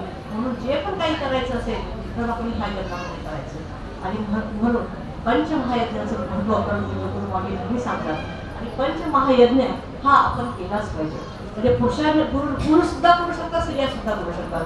माऊली म्हणतात की आपल्या कुटुंबामध्ये जर 4-5 जर व्यक्ती असतील तर त्या लोकांनी वाटून घ्यायचं की त्यांनी सांगायचं की तू मुंग्यांना साखर टाक, मी वरती काळाला काळे घास घाले, एखादी गाईला खायचं. असं करून जरी केलं तरी आपल्या घरामध्ये पंचमहायज्ञ होतो. आणि हा पंचमहायज्ञ आपण जर वर्षभर केला तर मातृगया आणि नारायण नागबळे यासारखे मोठे मोठे महागडे विधी करण्याची आपल्याला गरज पडते. इतकी पुण्याची प्राप्ती त्याच्यामुळे होते आणि आपले काम होते. म्हणून पंचमहायज्ञ आणि नित्यसेवेला कधीच चुकून सुद्धा तुम्ही सुट्टी द्यायची नाही. आणि यदा कदाचित जर महाराजांच्या कृपेने इच्छेने पुन्हा मार्गदर्शनाची सेवा करण्याची संधी जर मला इथे मिळाली तर त्यावेळेस मी विचारेन त्यावेळेस सगळ्यांचे हात मला वरती पाहिजे. कारण की परमपूज्य गुरु माऊली आपल्या कल्याणासाठी ही चळवळ करतात, पंचमहायज्ञासाठी आणि नित्यसेवेसाठी. असो आता आपला दुसरा विषय आहे प्रश्न उत्तर विभाग किंवा आपल्या मानवी जीवनामध्ये ज्या समस्या निर्माण होतात, जे दुःख निर्माण होतात, ज्या यातना व्याधी असतात तर त्या व्याधीवर त्या यातनावर त्या दुःख दूर करण्यावर आपण कोणत्या प्रकारच्या ईश्वरी सेवा करायच्या, कोणत्या प्रकारच्या ईश्वरी सेवा परमपूज्य गुरु माऊली सांगतात तर त्याबद्दलचं मार्गदर्शन आपण आता बघणार आहोत. तर आता हा प्रश्न उत्तर विभाग असा आहे की ह्या प्रश्न उत्तर विभागामुळे दिंडोरी प्रणित स्वामी समर्थ सेवा मार्ग हा आपल्या महाराष्ट्रात आणि महाराष्ट्राच्या बाहेर 25,000 केंद्र या प्रश्न उत्तराच्या विभागामुळे पुढे आलेला आहे. म्हणजे तसं दिंडोरी प्रणित स्वामी समर्थ सेवा मार्गामध्ये 18 विभाग आहे. त्याच्यामध्ये वास्तुशास्त्र, कृषीशास्त्र, मराठी अस्मिता, प्रश्न उत्तर विभाग, बाल संस्कार, शिशु संस्कार, गर्भसंस्कार असे जे 18 विभाग वेगवेगळे आहेत. आणि या 18 विभागामध्ये प्रश्न उत्तराच्या विभागामुळे आपला दिंडोरी प्रणित स्वामी समर्थ सेवा मार्ग हा पुढे गेलेला आहे. या प्रश्न उत्तराच्या सेवेमध्ये काय असतं की म्हणजे आपल्याला आपले जे संकट असतात तर ते संकट किंवा जे प्रश्न आहेत तर ते दिंडोरी दरबारामध्ये आरती म्हणजे आरतीच्या आधी एक वेळ ठरवली, त्यांचे दिवस ठरवलेला की रविवार आणि गुरुवार. आणि त्या दिवशी दुःखित पीडित लोक तिथे येतात आणि तिथे येऊन आपले दुःख मांडतात आणि त्याच्यावर ईश्वरी सेवा करतात. आणि ती ईश्वरी सेवा जर आपण तन मन धनाने निष्ठेने श्रद्धाने जर केली तर आपले 100% प्रश्न मिळतात. परंतु हा प्रश्न म्हणजे हे जे प्रश्न आहे तर हे प्रश्न आपल्याला केंद्रामध्ये जाऊनच आपल्याला विचारावं लागतात. याचं कारण काय तर याचं कारण म्हणजे जेव्हा प्रश्नकर्त्याला समोरचा सेवेकरी प्रश्न विचारतो आणि प्रश्नकर्ता ज्यावेळेस ईश्वरी सेवा देतो तर तो प्रश्नकर्ता ती ईश्वरी सेवा तो देत नसतो, तो फक्त निमित्त मात्र असतो. तर भगवान स्वामी समर्थ महाराज त्याच्या मुखातून बोलत असतात आणि ती सेवा त्याला करत असते आणि ती सेवा केल्यामुळे आपले प्रश्न सुटत असतात. म्हणून केंद्रामध्ये किंवा मंदिरात जाऊनच आपण प्रश्न सोडवले पाहिजे. कारण तिथे एक वेगळीच शक्ती असते, एक वेगळीच ऊर्जा असते आणि त्याच्यामध्ये प्रश्न म्हणून तिथेच आपण केले पाहिजे. अर्थात परमपूज्य गुरु माऊलींनी काही गोष्टी शिथिल कराव्याच लागतात. त्यांनी सांगितलंय की जर एखाद्याचा ऍक्सिडेंट झाला किंवा एखादा खूप आजारी आहे आणि त्याला ऍडमिट केलं आणि त्या लोकांना केंद्रात जायला आता कधी वेळ मिळणार आणि कधी काय होणार, अशा वेळेस जर कोणी फोनवर विचारलं तर त्या फोनवर सेवा सांगण्याची परवानगी आहे आणि ते सेवा आम्ही सांगतो. तर म्हणून एवढंच कळकळीचं विनंती आहे सगळ्या सगळ्यांना की प्रश्न हा आपण आपल्या आपल्या केंद्रामध्येच कळायला पाहिजे असो. आता ह्या प्रश्न उत्तराच्या विभागाची उगम कसा झाला, निर्मिती कशी झाली, तर आपल्या दिंडोरी प्रेरित स्वामी समर्थ सेवा मार्ग हे आपल्या महाराष्ट्रात आणि महाराष्ट्राच्या बाहेर हे जवळजवळ 25,000च्या वरती जे केंद्र आहेत, तर ते केंद्र आपल्या गुरुमाऊलींच्या नियोजनाने कार्यरत आहेत. आणि ह्या केंद्राचे आद्य घंटे म्हणजे आपल्या भाषेमध्ये परमपूज्य मोरेदादा होते, म्हणजे आपल्या भाषेमध्ये संस्थापक हे परमपूज्य मोरेदादा होते. तर परमपूज्य मोरेदादा हे रामाचे भक्त होते. अगदी उठता बसता खाता पिता फक्त राम राम राम असं त्यांचा जप करायचा. अगदी आपल्या रोजच्या आपल्या रोजच्या कामामध्ये किंवा शेतीच्या कामामध्ये जर त्यांना वेळ मिळाला नाही तर झोपेत सुद्धा त्यांच्या मुखामध्ये ह्या नित्य सेवा यायच्या, स्तोत्र मंत्राच्या सेवा त्यांच्या यायच्या. आणि नंतर मग ते उठून म्हणजे रामाला क्षमा मागायचे की मी तुम्हाला झोपेत त्रास दिला, आणि एका पायावर उभे राहायचे आणि ह्या ज्या स्तोत्र मंत्राच्या सेवा आहे हे करायचे. तर इतके ते रामाचे भक्त होते की उठता बसता श्री राम राम राम असं त्यांच्या तोंडामध्ये सतत असायचं. आता त्याच्या आधी म्हणजे आदरणीय पिठे महाराज यांनी स्वामी समर्थ महाराजांकडे हट्ट धरला की माझ्याकडनं तुम्ही तेजाची उपासना करून घ्यावी, असं त्यांनी हट्ट धरला. परंतु ही तेजाची उपासना करणं ह्या कलियुगामध्ये अशक्य असताना सुद्धा श्री स्वामी समर्थ महाराजांनी फक्त त्यांच्या हट्टापायी श्री क्षेत्र नृसिंहवाडी या ठिकाणी त्रिवेणी संगमावर त्यांनी त्यांचं गुरुपद स्वीकारलं. आणि नंतर स्वामींच्या आदेशाने स्वामींनी त्यांना आदेश दिला की जा तुम्ही आता 12 वर्षे हिमालयावर तपस्या करा. आणि 12 वर्षे पिठले महाराज तिथे गेले, हिमालयावर त्यांनी तपस्या केली. आणि त्याच्यानंतर 12 वर्षानंतर ते त्र्यंबकेश्वरला आले. आणि त्र्यंबकेश्वरला गायत्री मातेचं जे मंदिर आहे त्या मंदिरामध्ये त्यांनी तेजाची उपासना पुन्हा सुरू केली. आणि त्या तेजाची उपासना केल्याने त्यांच्यामध्ये इतकं तेज आलं की त्यांचं ते शरीर त्यांचं सहन करू शकलं नाही आणि त्यांचे डोळे गेले. परंतु त्यांना अंतर्ज्ञान प्राप्त झालं. आणि त्या अंतर्ज्ञानाने काय व्हायचं की लोकांच्या मनामध्ये समजा आता एखाद्या ताई समजा त्यांच्याकडे गेल्या, त्या नुसत्या उभ्या जरी राहिल्या तर त्यांना कळायचं की यांच्या मनामध्ये काय आहे किंवा यांचं काय दुःख आहे. आणि ते सांगायचे की तुमचं दुःख असं आहे, तुम्ही अशी सेवा करा. आणि लोक त्यांच्याकडे जायचे, प्रश्न विचारायचे आणि सांगायचे की आमच्यावर असं संकट आहे, अशी व्याधी आहे.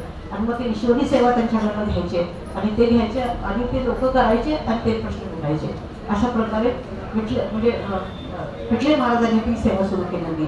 आणि एक दिवस प्रत्यक्ष स्वामी समर्थ महाराज प्रकट झाले आणि पिठले महाराजांना म्हटले की मी तुमच्याकडे एकच आता विभूती पाठवतो आहे, त्या विभूतीला तुम्ही सेवेकरी करा आणि तुमचं सगळं तेज तुम्ही त्यांना अर्पण करा. म्हणजे तुमची जी गादी आहे, म्हणजे ही प्रश्न उत्तर सोडवण्याची जी गादी आहे ती त्यांना मिळेल. असं म्हटल्यानंतर महाराज अंतर्धान पावले. आणि अंतर्धान पावल्यानंतर स्वामी समर्थ महाराजांनी काय केलं की महाराजांनी दिंडोरी येथील मोरेदादांच्या स्वप्नामध्ये गेले, त्यांच्या देहाची त्यांनी निवड केली. तिथे स्वप्नात गेल्यानंतर त्यांनी त्यांना सांगितलं की पिठले महाराजांचा पत्ता दिला की ह्या ठिकाणी पिठले महाराज राहतात, तू त्यांच्याकडे जा आणि ते तुला जे सांगतील ते तू कर, म्हणजे तुझं कल्याण होईल. असं म्हटल्यानंतर महाराज अदृश्य झाले. आणि नंतर मोरेदादा सकाळी उठले आणि नित्याची त्यांची सेवा आणि कामं करून ते ज्या ठिकाणी पिठले महाराजांचा त्यांनी ऍड्रेस दिला होता स्वामी समर्थ महाराजांनी तिथे गेले. आणि तिथे गेल्यानंतर त्यांनी दारात पाय ठेवला तर पिठले महाराज म्हणतात की या मोरेदादा मी तुमचीच वाट बघत होतो. म्हणजे यावरून समजायचं की मोरेदादा किती महान होते, किती उच्च पातळी होती त्यांची. आणि तिथे गेल्यानंतर मोरेदादांचं आणि पिठले महाराजांचं बरंचसं बोलणं झाल्यानंतर पिठले महाराजांनी मोरेदादांना सांगितलं की तुम्ही आजपर्यंत जी रामाची सेवा केलेली आहे ती सर्व सेवा तुम्ही माझ्या चरणी अर्पण करा. आणि तुम्ही तसं केलं तर मी तुमचं गुरुपद स्वीकारेल आणि नंतर माझं तेज मी तुम्हाला देईल. असं म्हटल्यानंतर मोरेदादांनी सांगितलं ठीक आहे, मी विचार करतो आणि मग सांगतो. घरी गेले, घडलेली हकीकत त्यांनी पूर्ण आपल्या आईला सांगितली. आणि त्या दिवशी मोरेदादा झोपी गेले. तेव्हा प्रत्यक्ष प्रभू रामचंद्र त्यांच्या स्वप्नात आले, म्हणजे मोरेदादांच्या स्वप्नात आले. आणि मोरेदादांच्या स्वप्नातून त्यांना सांगितलं की अरे तू आता आमचा नाद सोड. कोण? प्रभू रामचंद्र मोरेदादांना म्हणाले की अरे तू आता आमचा नाद सोड. द्वारका युगात आणि त्रेता युगामध्ये भगवान राम आणि भगवान श्रीकृष्ण यांच्याकडे गादी होती. त्या वेळेस ज्या लोकांनी आमची सेवा केली त्यांचे प्रश्न आम्ही सोडतो. परंतु ह्या कलियुगामध्ये दत्त महाराजांकडे ही गादी असल्यामुळे दत्त महाराजांचा शेवटचा अवतार, संपूर्ण अवतार म्हणजे श्री स्वामी समर्थ महाराज आहे. आणि ते असल्यामुळे त्यांची सेवा तू आता कर, आमची सेवा सोडून दे, त्यांची सेवा कर. म्हणजे तुझं जर काही प्रश्न असतील, तुझे जर काही शंका असतील आणि तू जर आम्हाला विचारायला येशील तर आम्ही त्याचे उत्तर देऊ शकणार नाही. आम्हाला दत्त महाराजांकडे म्हणजे स्वामी समर्थ महाराजांकडे जावं लागेल आणि तुझ्या प्रश्नाचं उत्तर द्यावं लागेल. म्हणून तू अप्रत्यक्ष सेवा करण्यापेक्षा प्रत्यक्ष पिठले महाराज सांगताय तसं तू कर असं म्हटल्यानंतर मोरेदादा उठले आणि उठल्यानंतर ते पिठले महाराजांकडे गेले आणि पिठले महाराजांना सांगितलं की त्यांनी त्यांची जी रामाची सेवा केली होती म्हणजे मोरेदादांनी, ती सगळी सेवा त्यांनी पिठले महाराजांनी अर्पण केली आणि पिठले महाराजांनी त्यांचं गुरुपद स्वीकारलं. आणि गुरुपद स्वीकारल्यानंतर जेव्हा पिठले महाराजांचं महानिर्वाण झालं तर महानिर्वाणानंतर मग मोरेदादांनी आपल्या स्वतःच्या शेतामध्ये ही प्रश्न उत्तराची सेवा सुरू केली की जिथे आज दिंडोरी दरबार भरतो त्या ठिकाणी ही प्रश्न उत्तराची सेवा सुरू केली. आणि त्यांच्या हयातीमध्ये त्यांनी वाळूच्या ट्रकवर गेले, कारण त्यावेळेस कोणत्याच सोयी नव्हत्या. वाळूच्या ट्रकवर जायचे, कसे पण पायी जायचे, कसे जायचे आणि स्वामींचा प्रचार प्रसार करायचे, म्हणजे ग्राम अभियान करायचे. आणि त्यांच्या हयातीमध्ये त्यांनी 150 स्वामी समर्थ दिंडोरी केंद्र त्यांनी स्थापन केले. आणि 1988 मध्ये मोरेदादांच्या महानिर्वाणानंतर आपल्या परमपूज्य गुरुमाऊलींनी आणि त्यांचे पुत्र म्हणजे आदरणीय चंद्रकांत दादा, नितीन भाऊ आणि आबासाहेब यांनी सगळ्यांनी मिळून आणि तुमच्या आमच्यासारखी सेवेकरी यांच्या सहकार्याने आज 25,000 केंद्र हे महाराष्ट्रात आणि महाराष्ट्राच्या बाहेर कार्यरत आहे. आणि प्रश्न उत्तराची सेवा ही प्रत्येक केंद्रामध्ये होते आहे. म्हणून सर्व सेवेकरांना माझी कळकळीची विनंती आहे की ज्याची इच्छा असेल की आपण प्रश्नोत्तराच्या सेवेमध्ये सहभाग घ्यावा, कारण हे ग्राम अभियान, प्रश्न उत्तर लोकांचे प्रश्न सोडवणं म्हणजे काय, ग्राम अभियान. मग तुम्ही मार्गदर्शन करा, प्रश्न उत्तराचे प्रश्न सोडवा किंवा 18 विभागातून कोणतंही मार्गदर्शन करा, त्याला म्हणतात ग्राम अभियान. तर हे ग्राम अभियान तुमच्याकडे होईल. म्हणून आपल्या त्र्यंबकेश्वरला दर 4थ्या शनिवारी माऊलींची मीटिंग असते आणि मीटिंगच्या दुसऱ्या दिवशी म्हणजे रविवारी हे प्रशिक्षण शिबिर त्या ठिकाणी सकाळी 9 ते संध्याकाळी 5 पर्यंत चालतात. म्हणून ह्या शिबिराला अटेंड राहून आपल्याला ज्याच्यात इंटरेस्ट आहे, ज्या 18 विभागापैकी त्याचे आपण प्रशिक्षण घेऊ शकतो. म्हणजे वास्तुशास्त्र असेल, कृषीशास्त्र असेल, ज्याला जे ज्ञान घ्यायचं ते ज्ञान आपण घ्यायचं आणि आपल्या केंद्रामध्ये येऊन आपण सगळ्यांना शिकवायचं, सगळ्यांचे प्रश्न आपण विचारायचे असो. आता आपल्या जीवनामध्ये बघा अशा खूप काही वेगळ्या समस्या येतात आणि त्या समस्यांमुळे आपण अगदी दुःखी कष्टी होत असतो. परंतु ह्या सेवांवर जर आपण योग्य ती ईश्वरी सेवा केली, प्रत्येक कष्टावर, प्रत्येक समस्यावर, प्रत्येक दुःखावर वेगळ्या सेवा आहेत आणि त्या वेगळ्या सेवा केल्याने आपल्याला काय होतं, त्याचं फळ मिळतं आणि आपले प्रश्न सुटतात. तर समजा उदाहरणार्थ आता आपल्या जीवनामध्ये असं होतं की एखादी वस्तूच हरवते आपली किंवा एखादी व्यक्ती हरवते, म्हणजे अगदी मूल्यवान वस्तू हरवते, व्यक्ती हरवते किंवा आपल्याला बाधा होतात किंवा लोकांचं येणं म्हणजे प्रामाणिक लोक काय करतात, प्रामाणिक लोक प्रामाणिकपणे काम करतात आणि अगदी दयामायेने एखाद्याला पैसे उचलून देतात. परंतु मग ज्या एकदा उसने दिले तो माणूस परत देत नाही. म्हणून असं देणेकऱ्यांचं देणं वापस म्हणजे जो देत नाही त्याच्यासाठी आपलं पैसे वापस मिळण्यासाठी ही आपल्याला सेवा करायची. तर कोणती सेवा करायची, तर ती म्हणजे कालभैरवाष्टक. तर कालभैरवाष्टकांची सेवा आताच दादांनी आपल्या सगळ्यात शेवटी आपलं म्हणजे अग्निदेवतेला जीव घालून आणि व्यवस्थित कालभैरवाष्टकाची सेवा आपण केलेली आहे. म्हणजे कालभैरवाला अग्नीद्वारे आपण राधाच्या थ्रू आपण जीव घातलेला आहे सगळ्या सेवेकऱ्यांनी. कारण अग्निदेवतेला 2 पत्नी आहेत, एक स्वाहा आणि स्वहा. ज्यावेळेस आपण देवतांना अन्न देतो त्यावेळेस आपण स्वहा म्हणतो, म्हणून दादा आपल्याला स्वहा म्हणायला सांगत होते. आणि आपण ज्यावेळेस पितरांची सेवा करतो त्यावेळेस स्वरा म्हणायचं, ते पितरांना जात असतं. कारण अग्निदेवतेची त्याच्या 2 पत्नी त्या देवतेला अन्नदान देतात आणि आपल्याला त्याच्या आशीर्वाद असतात. तर असो, तर एखादी वस्तू व्यक्ती जर हरवली, आपल्यावर काही बाधा झाली आणि आपले पैसे जर आपल्याला परत मिळत नसेल तर कालभैरवाची सेवा ही कशी करायची. वस्तू आणि व्यक्ती हरवली तर 24 तासाच्या आतमध्ये एक कालभैरव महाराजाच्या मंदिरामध्ये जायचं आणि कालभैरवाचं मंदिर जर सापडत नसेल, मिळत नसेल तर भगवान शंकराच्या मंदिरामध्ये गेलं तरी चालेल. तिथे गेल्यानंतर एक नारळ, खडी साखर, पेढे, पांढऱ्या फुलांचा हार आपण घेऊन जायचा आणि कालभैरव महाराजांना प्रार्थना करायची की अशी अशी व्यक्ती इतक्या वाजता मिळत नाही किंवा सापडत नाही किंवा माझी ही वस्तू हरवली आहे, अशी प्रार्थना करून आपण नारळ आणि पेढे आपण त्या ठिकाणी ठेवायचे. आपली 100% आपली वस्तू आणि व्यक्ती आपल्याला सापडते. पण त्यासाठी नारळ पेढे ठेवल्यानंतर त्यांचा मानसन्मान केल्यानंतर 11 वेळेस श्री कालभैरव अष्टक आपण त्या ठिकाणी म्हणायचं आणि मग घरी यायचं.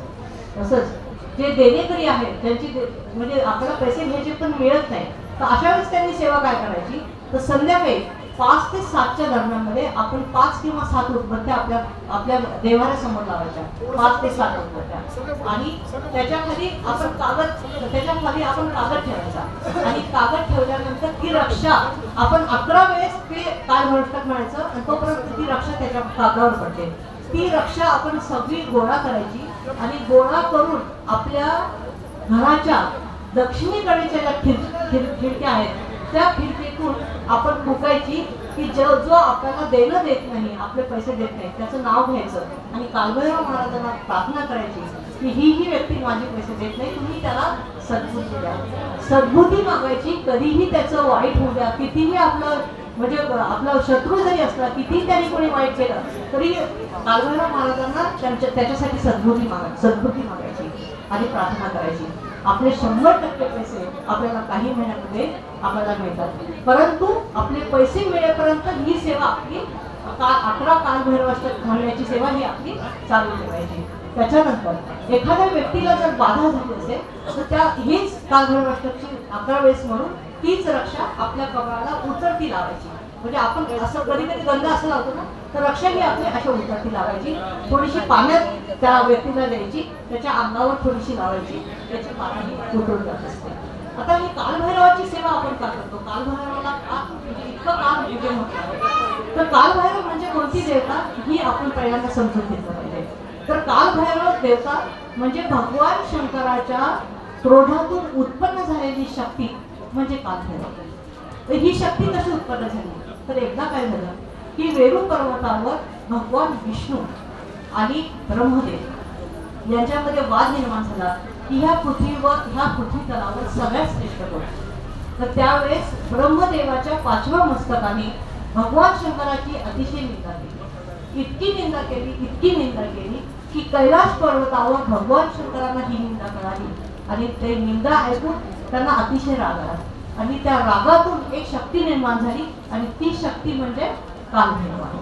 आता ह्या कालभैरवांनी ज्यावेळेस भगवान शंकराची निंदा ऐकली तर त्यावेळेस त्यांना अतिशय राग आला आणि ते अगदी रागामध्ये गेले आणि ब्रह्मदेवाचं 5वं मस्तक जे आहे तर त्यांनी आपल्या डाव्या हाताच्या करंगळीने त्यांनी उडवलं आणि उडवल्यानंतर आता रागाच्या भरापर्यंत होऊन गेलं.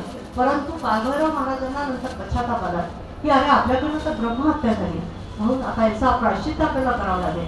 म्हणून ते पुन्हा भगवान शंकरांकडे गेले आणि भगवान शंकरांना कळवून प्रार्थना केली की माझ्याकडनं रागाच्या भरामध्ये त्यांची हत्या झाली, आता मी याचं प्रायश्चित्त म्हणून काय करू.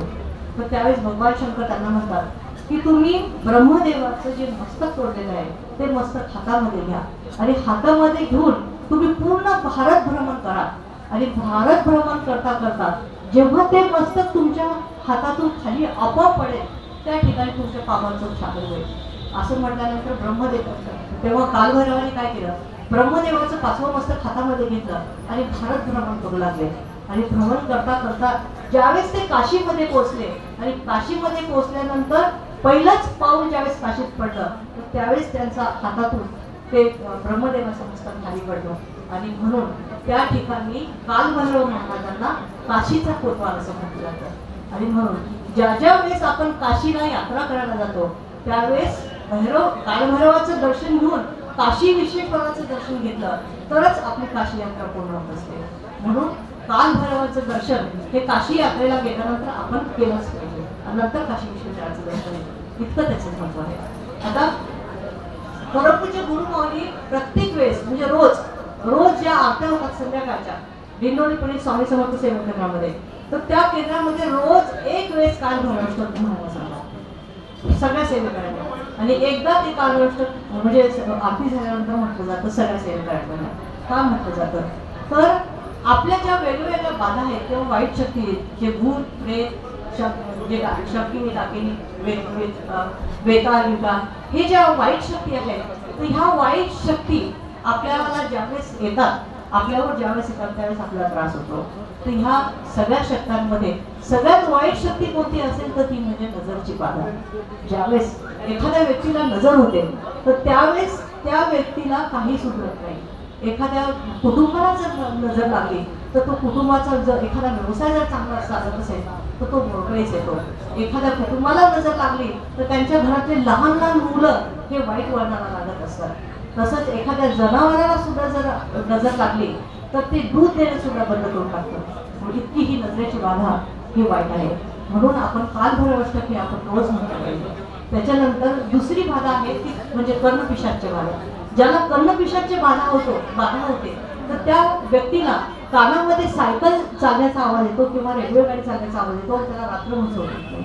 त्याला कर्णपिशाच्य बाधा असे म्हणतात. आणि तिसरी अतिशय कठीण बाधा असते की जे वाईट प्रवृत्तीचे लोक असतात ते मेलेल्या लोकांच्या अस्थिवर प्रयोग करून त्या कुटुंबाची नासधूस करण्याचा प्रयत्न करतात. तर ती सुद्धा एक बाधा असते. आणि ह्या बाधेवर सगळ्यात चांगला आणि मोठा उपाय करतात तर आपलं कालभैरवाष्टक हे आपल्या घरामध्ये आपण जर रोज आपण एकदा म्हटलं तर एकदा किंवा 11 वेळेस तुम्हाला जितकं जमेल तितकं, तर ते म्हटलं तर आपल्या ह्या सगळ्या बाधा आपल्या निघून जातात. नजरेच्या बाधा असतील किंवा कोणते त्रास असतील ते निघून जातात. आता ह्या बाधा नेमका आल्या कशा, म्हणजे पृथ्वीवर आल्या कशा? तर पूर्वीच्या काळी काय झालं होतं की ऋषीमुनी जे होते तर ते ऋषीमुनी यज्ञ याग करायचे, होम हवन करायचे. आणि पण त्याच्यामध्ये काय करायचे की ज्या वाईट शक्ती ज्या होत्या तर त्या वाईट शक्ती काय करायच्या की त्या ऋषीमुनींना त्रास द्यायच्या. आणि म्हणून ह्या वाईट शक्तींचा नाश करण्यासाठी वाईट अशा शक्तिशाली शक्त्या निर्माण करण्यात त्यांना आवश्यक होतं. म्हणून त्यांनी काय केलं की भगवान शंकरांची आराधना केली, त्यांचा जप तप केला आणि भगवान शंकरांना प्रसन्न करून भगवान शंकराच्या आशीर्वादाने त्यांनी अशा शक्तिशाली शक्ती निर्माण केल्या ऋषीमुनींनी. आणि त्या ऋषीमुनींना ज्यावेळेस त्या शक्ती मिळाल्या त्यावेळेस जेव्हा जेव्हा जे लोक वाईट करायचे, वाईट शक्ती अशा त्रास द्यायच्या, तेव्हा तेव्हा हे ऋषीमुनी काय करायचे की त्याचा वापर त्यांना मारण्यासाठी करायचे. परंतु ज्यावेळेस ऋषीमुनींना ही सृष्टी सोडून निघून जायचं होतं त्यावेळेस ऋषीमुनींनी काय केलं की काही लोकांच्या हातामध्ये ह्या वाईट शक्ती दिल्या, ह्या चांगल्या शक्ती दिल्या आणि त्यांना सांगितलं की तुमच्यावर जेव्हा जेव्हा लोकांवर जेव्हा जेव्हा वाईट प्रसंग येतील तेव्हा तुम्ही ह्या शक्तीचा वापर करायचा, जेव्हा जेव्हा तुम्हाला त्रास देतील. परंतु लोकांनी काय केलं, काही लोकांनी काय केलं त्याचा गैरवापर केला. आणि गैरवापर केल्यामुळे काय झालं की त्या शक्त्या ज्या आहेत त्या अजूनही आपल्या घरामध्ये वास करतात. आणि आपल्या ह्या ज्या बाधा आहेत, ह्या बाधा ज्या आहेत त्या बाधा जर आपल्या घरामध्ये वास करतात तर त्याच्यामुळे काय होतं की आपल्या घरामध्ये अपघात होतात, नेहमी अपघात होतात, कोणी आजारी पडतं, मुलांचे लग्न होत नाही, शिक्षण होत नाही. अशा प्रकारच्या बाधांमुळे जर असे आपल्याला बाधा होतात म्हणून रोज आपण कालभैरवाष्टक हे आपण वाचलंच पाहिजे. म्हणजे काही नाही, अगदी 5 मिनिटं सुद्धा लागत नाही आणि काही दिवसांनी तर ते आपलं पाठ होऊन जातं. तर कालभैरवाष्टक हे आपण वाचलं पाहिजे. कालभैरवांचा फोटो किंवा मूर्ती ही आपण देवाऱ्यामध्ये कधीच ठेवायची नसते, कारण की कालभैरव ही भगवान शंकराच्या रुद्र अवतार असल्यामुळे आपण आपल्या देवाऱ्यामध्ये ती ठेवायची नाही. तर कालभैरव हा कुठे पूजायचा तर आपल्या घरामध्ये आपल्या प्रवेशद्वाराच्या समोर, म्हणजे दक्षिणेकडे कालभैरवाच्या फोटोचं तोंड झालं पाहिजे आणि उत्तरेकडे पाठ झाली पाहिजे, कारण दक्षिणेकडे वाईट शक्ती असतात हे सगळ्यांना माहिती आहे. तर आणि तिथे 6 फूट उंचीवर तो फोटो ठेवायचा आणि मग सेवा करायची. हा फोटो पण आपण कधी आणायचा तर भैरवनाथाची जी कालभैरवनाथाची जी जयंती असते त्या दिवशी तो फोटो आपण घरी आणू शकतो. वरती 6 फूट उंचावर लावायचा. ज्या दिवशी आपण फोटो आणू त्या दिवशी त्या फोटोची आपण व्यवस्थित पूजा करायची. आणि कालभैरव महाराजांना आपण पांढरा हार त्या दिवशी आपण त्यांना अर्पण करायचा आणि एक नैवेद्य दाखवायचा. नैवेद्य कालभैरव महाराजांचा नैवेद्य कोणता तर बाजरीची भाकरी आणि वांग्याची भाजी, लिंबाची फोड आणि दही आणि भात हा त्यांचा नैवेद्य आहे. हा नैवेद्य आपण त्या दिवशी दाखवायचा, म्हणजे भैरव जयंतीच्या दिवशी, कालभैरव जयंतीच्या दिवशी. आणि रात्रभर तो नैवेद्य आपण तसाच झाकून ठेवायचा. तो नैवेद्य चुकूनही आपल्या घरातल्या कोणत्याही व्यक्तीने खाऊ नये. तर तो नैवेद्य मग दुसऱ्या दिवशी आपण वाहत्या पाण्यामध्ये आपण तो सोडून द्यायचा, घरातल्या व्यक्तीने खायचा नाही. आणि म्हणून कालभैरवाची सेवा वरती म्हणजे कालभैरव व्यक्तीचा फोटो आपण जर वरती ठेवला तर त्याची रोज पूजा करण्याची आवश्यकता नसते. फक्त आपण रविवारी फोटो पुसून आपण पूजा करायची आणि रोज आपण एक उदबत्ती कालभैरव महाराजांना दाखवून एकदा कालभैरव म्हणायचं. तर अशा प्रकारे आपण कालभैरवाची सेवा करायची. त्याच्यानंतर दुसरा सगळ्यांचा प्रश्न असतो. कोणता प्रश्न असतो महत्वाचा? तो म्हणजे लक्ष्मी प्राप्तीचा. कारण आर्थिक अडचण ही सगळ्यांना असते. आर्थिक अडचण जरी सगळ्यांना नसली तरी सुद्धा सगळ्यांना पैसा हा प्रिय आहे. कारण त्याच्याशिवाय आपलं कोणतेच काम होत नाही. म्हणून लक्ष्मी प्राप्तीसाठी आपण काही महत्त्वाचे तोडगे परमपूज्य गुरुमाऊली सांगतात. तर त्यात सगळ्यात काही छोटे छोटे तोडगे आहेत आणि छोट्याशा सेवा आहेत. त्या जरी आपण केल्या तरी आपल्याला नक्कीच त्याच्यातून चांगला अनुभव येतो. तर छोट्या छोट्या सेवा छोटे तोडगे कोणते? तर दर मंगळवारी लक्ष्मी प्राप्तीसाठी दर मंगळवारी आपण नख काढत आहोत. दर मंगळवारी. त्याच्यानंतर दर बुधवारी आपण सफेद वस्त्र नेसून आपण मौन धारण करायचं. हा नियम म्हणजे बुधवारचा नियम हा जर आपण वर्षभर आपण कटाक्षाने पाळला तर लक्ष्मी प्राप्ती होते. त्याच्यानंतर गुरुवारच्या दिवशी जर आपल्याला जर काही म्हणजे आर्थिक लाभ जर आपला झाला तर त्या लाभातून एका पांढऱ्या पाकिटमध्ये आपण 15 रुपये, 30 रुपये किंवा 45 रुपये किंवा 60 रुपये याच्यापैकी कितीही पैसे आपण पाकिटामध्ये ठेवायचे ते तिजोरीमध्ये ठेवायचे. त्याने सुद्धा लक्ष्मी प्राप्ती होते. गुरुपुरुषामृतच्या दिवशी आपण काय करायचं लक्ष्मी प्राप्तीसाठी? तर संध्याकाळी दिवे लावण्याच्या आधी सराफाकडून एक छोटीशी चांदीची निरंजनी आणायची संध्याकाळी. म्हणजे संध्याकाळी दिवे लागण्याच्या आत सराफाकडून गुरुपुरुषामृतच्या दिवशी लक्षात ठेवायचं आहे. आणि निरंजनी आणायची आणि त्या दिवशी आपण काय करायचं की एक आपली फुलवात शुद्ध तुपाची फुलवात त्या दिवशी लावायची आणि असं एक एक करत करत वाढत वाढत वाढत 12 दिवसामध्ये 12 त्या वाती लावायच्या. आणि नंतर मग 12व्या दिवसानंतर पुन्हा 11, 10 नंतर मग 9, 8, 7, 6 असं करत करत आपण पुन्हा एक वर यायचं. तर 1 ते 1.5 महिन्यामध्ये फार मोठी रक्कम आपल्या घरी चालून येते असा कित्येक लोकांचा अनुभव आहे. तसंच गायत्री मंत्र म्हणजे ओम भूर्भुवः तत्सवितुर्वरेण्यं भर्गो देवस्य धीमहि धियो यो नः प्रचोदयात्. हा जो गायत्री मंत्र आहे हा गायत्री मंत्र रात्री आपण आंघोळ करून जर एक म्हणजे 12 ते 12:30च्या दरम्यानमध्ये आपण एक माळ ती मंत्र जर जपला तर आपल्याला त्याच्यापासून लक्ष्मी प्राप्त होत असते. त्याच्यानंतर हनुमंताची जी तस्वीर आहे हनुमंताचा जो फोटो आहे त्या फोटोला रोज आपण केवढ्याचं अत्तर आपण त्याला लावलं तर लक्ष्मी प्राप्ती होते. रोज नाही जमलं तर कमीत कमी शनिवारी तरी आपण हनुमंताच्या फोटोला आपण अत्तर लावायचं. आणि अर्थसहाय्यासाठी ज्यावेळेस आपण बाहेर निघतो तर त्यावेळेस सुद्धा आपण केवढ्याचं जे अत्तर आहे तर ते आपण आपल्या हाताला लावायचं. तर त्याच्यानंतर एक 10 रुपयाची कोरी करकरीत नोट जे असते तर त्याच्या व्यवस्थित घड्या घालून त्याला पिरामिडचा आकार द्यायचा कारण की आपल्या खिशात आपल्या म्हणजे पॉकेटमध्ये ठेवायचं किंवा तिजोरीमध्ये ठेवायचं. त्यांनी सुद्धा आपल्याला लक्ष्मी प्राप्ती होते. त्याच्यानंतर ज्यावेळेस पुरुष किंवा स्त्री आपल्या घराच्या बाहेर जातात तर घराच्या बाहेर जाताना आपले काही पैसे एक तर शर्टाच्या खिशाच्या समोर आपण ते ठेवायचे किंवा पर्समध्ये ठेवायचे स्त्रियांनी. तर त्याच्याशिवाय म्हणजे काही पैसे आपण सोबत असल्याशिवाय बाहेर जायचं नाही. कारण पैसा हा पैशाकडे जोडला जातो म्हणून आपल्याला लक्ष्मी प्राप्ती असते. तर ह्या सेवा आपण करायला पाहिजे. त्याच्यानंतर आपला जो जन्मवार आहे समजा एखाद्याचा जन्मवार गुरुवार असेल तर त्यांनी त्या दिवशी आरती उपास करायचा दिवसभर आरती उपास करायचा आणि पांढरं वस्त्र नेसून त्यांनी दिवसभर ओमचा जप करायचा फक्त आपल्या जन्माच्या वेळेस त्याच्या जन्म राशीच्या दिवशी. त्याच्यानंतर मोरपीस जे आहे तर ते 2 मोरपीस आपण बाजारातून विकत आणायचे आणि आपल्या घराच्या दक्षिण भिंतीला आपण ते असे उभे लावायचे आणि उभे लावून रोज जर त्यांना संध्याकाळी उदबत्ती दाखवली त्या 2 मोरपिसाला दक्षिणेकडे ते लावायचं दक्षिणेकडे आणि उदबत्ती दाखवायची आणि नमस्कार करायचा. त्यांनी सुद्धा आपल्याला लक्ष्मी प्राप्ती होते. ज्यांचे येणे वसूल होत नाही ज्यांचे पैसे होत नाही त्या लोकांनी हा जो तोडगा आहे हा आपण केलाच पाहिजे. त्याच्यानंतर दरवर्षी आपण आपली जी कुलदेवी आहे कुलदेवी आणि कुलदेव आता कुलदेवी कोणाची आता एखाद्याची तुळजाभवानी कुलदेवी असते आणि खंडेराव हा कुलदेव असतो. तर दरवर्षी आपण त्यांच्या दर्शनाला जाऊन त्यांचा मान सन्मान करायला पाहिजे. किंवा नाही तेवढं जमलं तर 3 वर्षातून एकदा, किंवा आपल्या घरी जर एखादं कोणाचं लग्न झालं असेल आपल्या मुलामुलाचं, तर त्यावेळेस आवर्जून जाऊन त्यांचा मानसन्मान आपण करायला पाहिजे. तर ह्या ज्या सेवा आहेत, या छोटे छोटे तोडगे मी तुम्हाला सांगितले.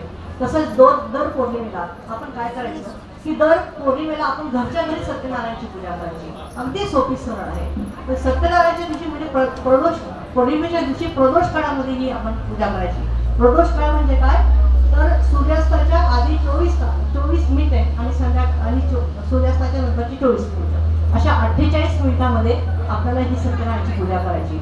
एक छोटासा चौरंग घ्यायचा, त्याला चारी बाजूनी आपलं आंब्याचे डहाळे लावायचे, त्याच्यावर पिवळं वस्त्र नेसायचं, पिवळं वस्त्र टाकायचं कोरं, आणि नंतर मग चौकोन तांदूळाचं गव्हाचं चौकोन मंडळ टाकायचं, त्याच्यावर तांब्याच्या तांब्यामध्ये पाणी भरून ठेवायचं, त्याच्यामध्ये पैसा हळद कुंकू टाकायचं त्या पाण्यामध्ये, त्याच्यावर एक कलश ठेवायचा, कलशमध्ये आपली भगवान श्रीकृष्णाची मूर्ती ठेवायची, आणि त्या तांब्यासमोर 3 जोड पानं ठेवायचे, आणि त्या जोड पानावर प्रत्येक पानावर 3 वेगळी 3 सुपाऱ्या ठेवायची. पहिली सुपारी आपली कुलदेवीची, पहिली सुपारी गणपतीची, दुसरी कुलदेवीची, आणि तिसरी वरुण देवतेची.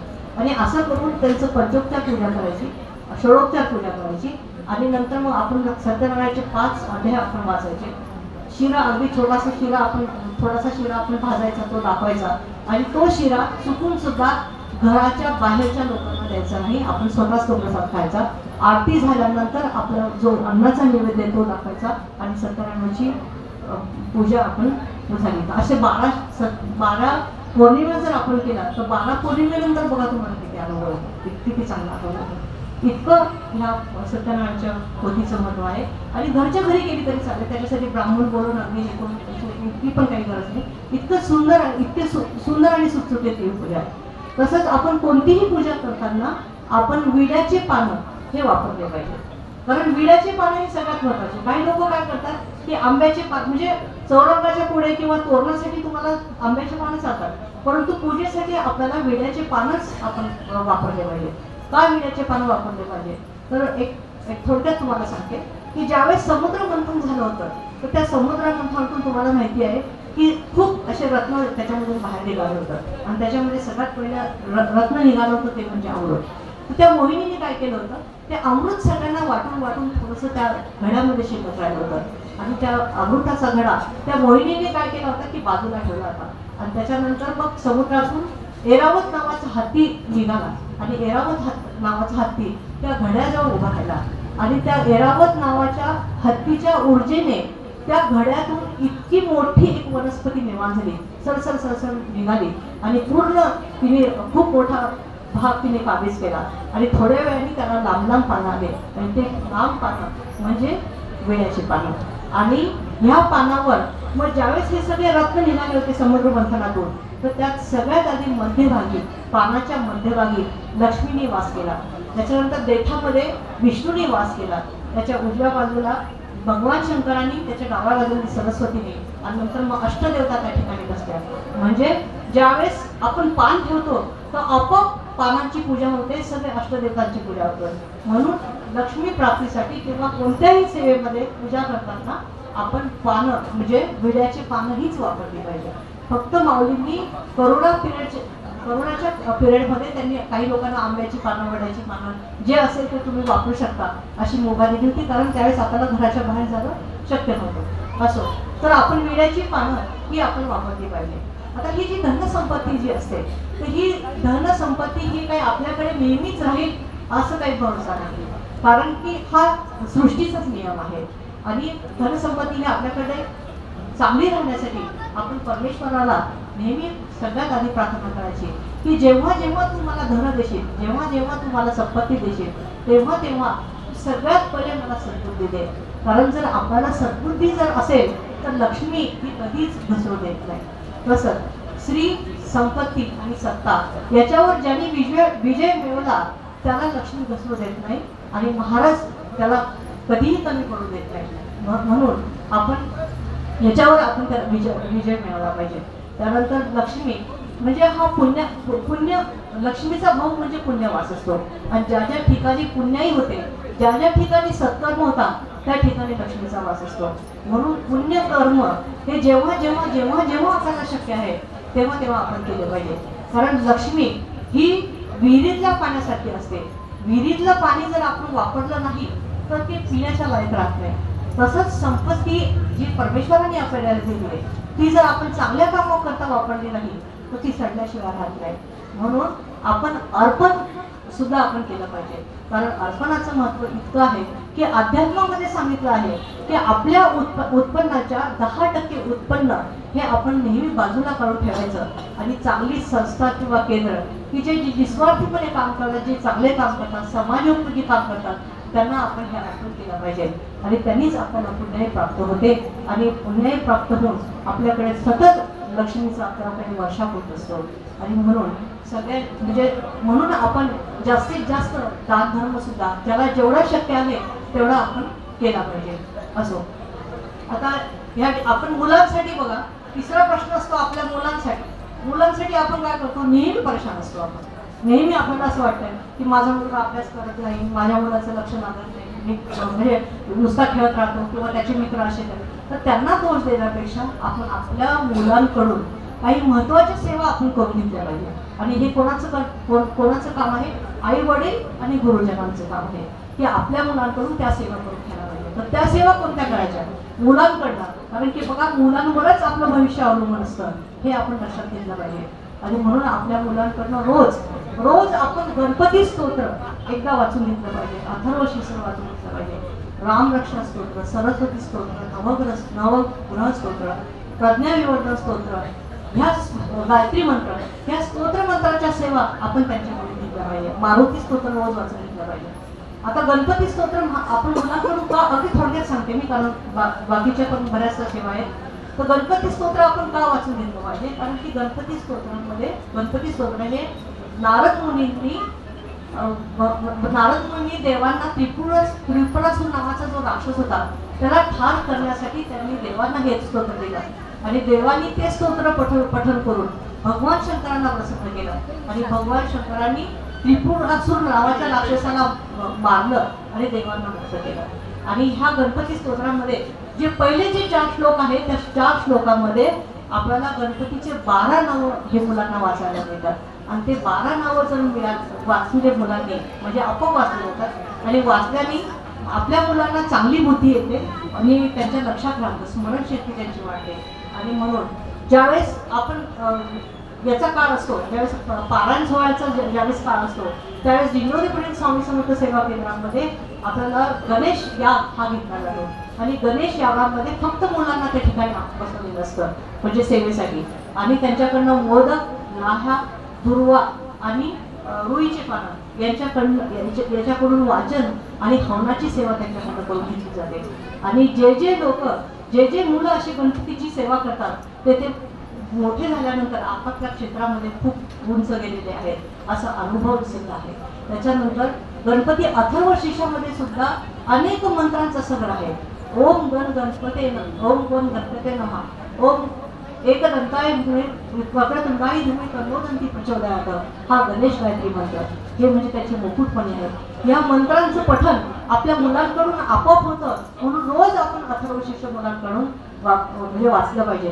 कारण हे संस्कृतमध्ये आहे, सुरुवातीला अवघड जातं पण ते इतकं लयबद्ध आहे की काही दिवसानंतर ते पाठ होतं. तसंच प्रज्ञाविवर्धन स्तोत्र म्हणजे नित्यसेवेचा जो ग्रंथ आहे ना त्या ग्रंथामध्ये हे सगळे स्तोत्रमंत्र आलेले.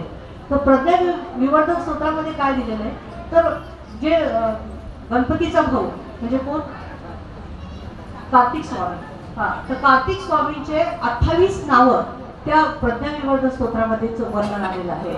आणि ज्यांची बुद्धी म्हणजे ज्यांची प्रज्ञा ही प्रारब्धवश कमी आहे, ज्यांच्या लक्षात राहत नाही, ज्यांना बोलता येत नाही, त्या लोकांनी काय करायचं की औदुंबराच्या झाडाखाली आपल्या मुलाला बसवायचं आणि ते प्रज्ञाविवर्धन स्तोत्र अगदी छोटंसं आहे, 5 मिनिटं पण लागत नाही. तर ते 28 वेळा आणि 28 दिवस त्यांना जर म्हणायला लावलं तर 28व्या दिवशी तुमच्या मुलामध्ये फरक दिसेल. इतकं ते महान आहे, म्हणजे इतकं त्या प्रज्ञाविवर्धन स्तोत्राची सेवा इतकी ग्रेट आहे. त्याच्यानंतर सरस्वती स्तोत्र हे म्हणायला लावायचं. त्याच्यानंतर मारुती स्तोत्र, मारुती स्तोत्र तर हे आवर्जून मुलांना म्हणायला लावायचं, कारण की मारुती स्तोत्र हे रामदास स्वामींनी दिलेलं आहे. रामदास स्वामी काय करायचे की गोदावरीच्या तीरावर ते काय करायचे की म्हणजे सकाळी सूर्योदयाच्या आधी तिथे जायचे आणि गोदावरीच्या पात्रामध्ये उभे राहायचे आणि श्रीराम जय राम जय जय राम हा त्यांचा षडाक्षरी मंत्र ते म्हणायचे. आणि सूर्य माथावर आला की ते म्हणजे याच्यामध्ये निघून जायचे, गावामध्ये निघून जायचे भिक्षा मागण्यासाठी. पण ज्यावेळेस ते हा मंत्र म्हणायचे तर त्यावेळेस त्या गोदावरी पात्राच्या जवळ एक अशोक वृक्षाचं झाड होतं आणि त्या अशोक वृक्षाच्या झाडावर एक माकड त्या ठिकाणी यायचं आणि रोज आपल्या रामदास स्वामींचा जो रामनामाचा जप आहे तर तो ऐकायचा. असं करत करत करत करत 12 वर्ष पूर्ण झाली आणि 12 वर्ष पूर्ण झाली आणि रामदास स्वामींचा 13 कोटी जो रामनामाचा जप आहे तो जप झाल्यानंतर अशोक वृक्षावरून त्या माकडांनी थेट रामदास स्वामींच्या अंगावर उडी मारली आणि त्यांनी महाकाय रूप धारण केलं आणि रामदास स्वामींना मिठी मारली. कारण रामदास स्वामी दूरदर्शन विचारायचे होते. रामदास स्वामींना माहित होतं की जर रामाचं दर्शन घ्यायचं असेल तर आपण मारुती रायाची सेवा करायची, कारण की मारुती रायाचं सेवा म्हणजे भगवंताचं दर्शन, रामाचं दर्शन असं त्यांना माहित होतं. म्हणून ते रामाची सेवा ते करायचे. आणि त्याच्यानंतर मग काय झालं की 13 कोटी त्यांची जो रामनामाचा जप केला होता तर त्या 13 कोटी जपाची पुण्याई म्हणजे एक कोटीसाठी एक श्लोक त्यांनी तयार केला आणि त्याची पुण्याई त्याच्यामध्ये आहे म्हणजे मारुतीच्या स्तोत्रामध्ये. असं जर आपण मारुतीचं स्तोत्र जर आपण मुलांना वाचायला दिलं तर 13 कोटीची जी पुण्याई आहे त्या पुण्याई आपल्याला प्राप्त होते. म्हणून म्हणजे मुलांना मारुती स्तोत्र वाचायला लावायला पाहिजे. मातेने भगवान प्रभू रामचंद्रांना सांगितलं होतं की ह्या हनुमंतामुळे हनुमानची शक्ती आणि भक्ती इतकी अगाध आहे म्हणे की याच्यामुळे माझं संरक्षण झालं, यांनी मला वाचवलं आणि यांनी मला वाचवलं म्हणून तुम्ही याला श्रीलंकेचं राज्य द्या. त्यावेळेस हनुमंत हात जोडून सीतामातेला प्रार्थना केली की माते मला श्रीलंकाचं राज्य देऊन मला प्रभू रामचंद्रापासून दूर करू नका, शिक्षा देऊ नका, कारण जर मी श्रीलंकाचा जर राजा झालो तर मी प्रभू रामचंद्रापासून दूर होईल असं त्यांनी विनंती केली. आणि त्यावेळेस मग सीतामातेने काय केलं की आपल्या गळ्यातला मोत्याचा मूल्यवान माळ ही भगवंताला भेट दिली म्हणजे हनुमंताला भेट दिली. त्यावेळेस त्या हनुमंताने सीतेमातेसमोर काय केलं, एक मोती काढला आणि आपल्या दाताखाली चावला आणि त्याचे तुकडे केले. तर त्यावेळेस सीतामातेला राग आला आणि सीतामाता त्यांना म्हटली की अरे मी तुला दिलेल्या भेटेचा असा तू अवमान का करतो आहेस. तर त्यावेळेस हनुमंत म्हणते की ज्याच्यामध्ये राम नाही ती वस्तू माझ्या कामाची नाही. मग सीता माता म्हटली की ठीक आहे, मग ज्याच्यामध्ये राम आहे अशी मला वस्तू दाखव. त्यावेळेस तुम्हाला सगळ्यांना ती कथा माहिती आहे की त्यांनी आपली छाती फोडली आणि सीतेला रामाचं दर्शन केलं. आणि रामायणाच्या शेवटी ज्यावेळेस रामाने हनुमंताला म्हटलं होतं की सांग काय तुला वरदान पाहिजे, तर त्यावेळेस हनुमंत म्हटले होते की मला फक्त तुमच्या चरणी माझी भक्ती राहू द्या आणि मला जिवंत ठेवा. म्हणजे जोपर्यंत आणि मला कधीच मारू नको, मला जिवंत ठेवा, मला मी चिरंजीव आहे. जेव्हा जेव्हा रामाच्या कथा किंवा रामरक्षा किंवा रामाचं नामस्मरण ज्या ज्या ठिकाणी होईल त्या त्या ठिकाणी मला माझी अनुपस्थिती ती राहिली पाहिजे. आणि मग रामाने कथास्तू त्यांना हनुमंताला म्हटलं आणि म्हणून सप्त चिरंजीवापैकी एक चिरंजीव म्हणजे मारुती आहे. आणि म्हणून मारुतीचं स्तोत्र हे इतकं प्रबळ आहे की स्त्री पुरुष आणि खूप बरंचसं बोलायचं होतं, बरंचसं बोलण्यासारखं आहे, बरेचसे प्रश्न आले. असो झालेली सेवा श्री स्वामी समर्थ महाराजांच्या चरणी रजू करते. श्री स्वामी समर्थ. माझ्या बोलण्यामध्ये काही चूक झाली असेल, कोणाचं मन दुखलं गेलं असेल तर मी सगळ्यांची स्वामी समर्थ महाराजांची परमपूज्य गुरुबाबा यांची क्षमा मागते. श्री स्वामी.